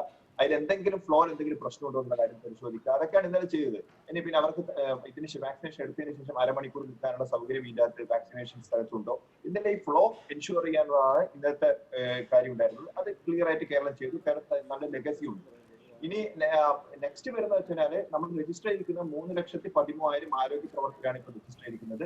ഇതോടൊപ്പം ഇനി രജിസ്റ്റർ ചെയ്യുന്ന അംഗൻവാടി വർക്കേഴ്സിന് രജിസ്റ്റർ ചെയ്യാണ്, പിന്നെ മുനിസിപ്പൽ വർക്കേഴ്സിന് രജിസ്റ്റർ ചെയ്യാൻ വേണ്ടി പോലീസിന്റെ രജിസ്ട്രേഷൻ വർക്കിംഗ് ഒരു വർഷം നടക്കുകയാണ്. ഇതാണ് ആദ്യ ഘട്ടത്തിലുള്ള രജിസ്ട്രേഷൻ. 3,13,000 ആരോഗ്യ പ്രവർത്തകർ രജിസ്റ്റർ ചെയ്തവർക്കായിരിക്കും ആദ്യം ലഭിക്കുക. അതിന് തുടർന്ന് ഇത് മറ്റുള്ളവർക്ക് വേണ്ടി കൂടുതൽ ആളുകൾ എന്ന് വെച്ചിട്ട് ഒരു വിഭാഗം തീർന്നിട്ടായിരിക്കില്ല മറ്റൊരു വിഭാഗത്തിലേക്ക് പോവുക എന്നതാണ് ഗവൺമെന്റ് ഓഫ് ഇന്ത്യ പറഞ്ഞിരിക്കുന്നത്. അതുകൊണ്ട് അടുത്ത രജിസ്ട്രേഷൻ എങ്ങനെ ആരംഭിക്കും? ആൾക്കാർക്ക് ഉണ്ടാവുന്ന ഡൗട്ട് എന്ന് പറഞ്ഞാൽ ഞാൻ രജിസ്റ്റർ ചെയ്യേണ്ടതുണ്ടോ, അല്ലെങ്കിൽ ഞാൻ രജിസ്റ്റർ ചെയ്യേണ്ട സമയം കഴിഞ്ഞു പോകുമോ എന്ന് ഓരോ വ്യക്തിയും തോന്നുന്നുണ്ടെങ്കിൽ അത് കൃത്യമായിട്ട് ആരോഗ്യവകുപ്പ് ആ സമയം നിങ്ങൾ അറിയിക്കും. എപ്പോഴാണ് എങ്ങനെയാണ് രജിസ്റ്റർ ചെയ്യേണ്ടതും അത് നിങ്ങൾ രജിസ്റ്റർ ചെയ്യണോ അല്ലെങ്കിൽ നമ്മൾ രജിസ്റ്റർ ചെയ്യേണ്ടതുണ്ടോ എന്നുള്ള കാര്യങ്ങളൊക്കെ വ്യക്തത നമ്മൾ വരുത്തിക്കൊള്ളും. ഇപ്പൊ തൽക്കാലത്തേക്ക് ആളുകൾ ആശങ്കപ്പെടേണ്ടതില്ല. ആദ്യഘട്ടത്തിൽ ആരോഗ്യ പ്രവർത്തകരും ഫ്രണ്ട് ലൈൻ വർക്കേഴ്സിനും മാത്രമാണ് അതിന്റെ രജിസ്ട്രേഷൻ ആരംഭിച്ചിട്ടുണ്ട്. അതനുസരിച്ച് നമ്മൾ പൂർത്തീകരിക്കുന്നു. വളരെ നന്ദി doctor Asheel, doctor Manuraj, doctor Arun, ഒപ്പം തന്നെ ചർച്ചയിൽ പങ്കെടുത്ത എല്ലാവർക്കും നന്ദി. ഭാരത് ബയോടെക്കിൻ്റെ കോവാക്സിനും ഒപ്പം തന്നെ ഓക്സ്ഫോർഡ് ആസ്ട്രാസെനക്കയും പൂനെ സിറം ഇൻസ്റ്റിറ്റ്യൂട്ടിൽ ഉൽപ്പാദിപ്പിച്ച കോവിഷീൽഡിനും അനുമതിയായിരിക്കുന്നു. ഒരുപക്ഷെ രാജ്യത്തിൻ്റെ മരുന്ന് നിർമ്മാണവും വാക്സിൻ നിർമ്മാണത്തെ സംബന്ധിച്ചിടത്തോളം നിർണായകമായ ചുവടുവയ്പായി ഇതിനെ കാണാം. അപർണ, രാജ്യത്തിന്റെ അടിയന്തര സാഹചര്യങ്ങളിൽ 2 വാക്സിനുകൾ ഉപയോഗിക്കാനുള്ള അനുമതി ലഭ്യമായിരിക്കും. ഒന്ന് കോവിഷീൽഡും ഒന്ന് കോവാക്സിനുമാണ്. വിശദീകരിക്കുകയായിരുന്നു ശ്രീ വിനികേഷ് കുമാർ.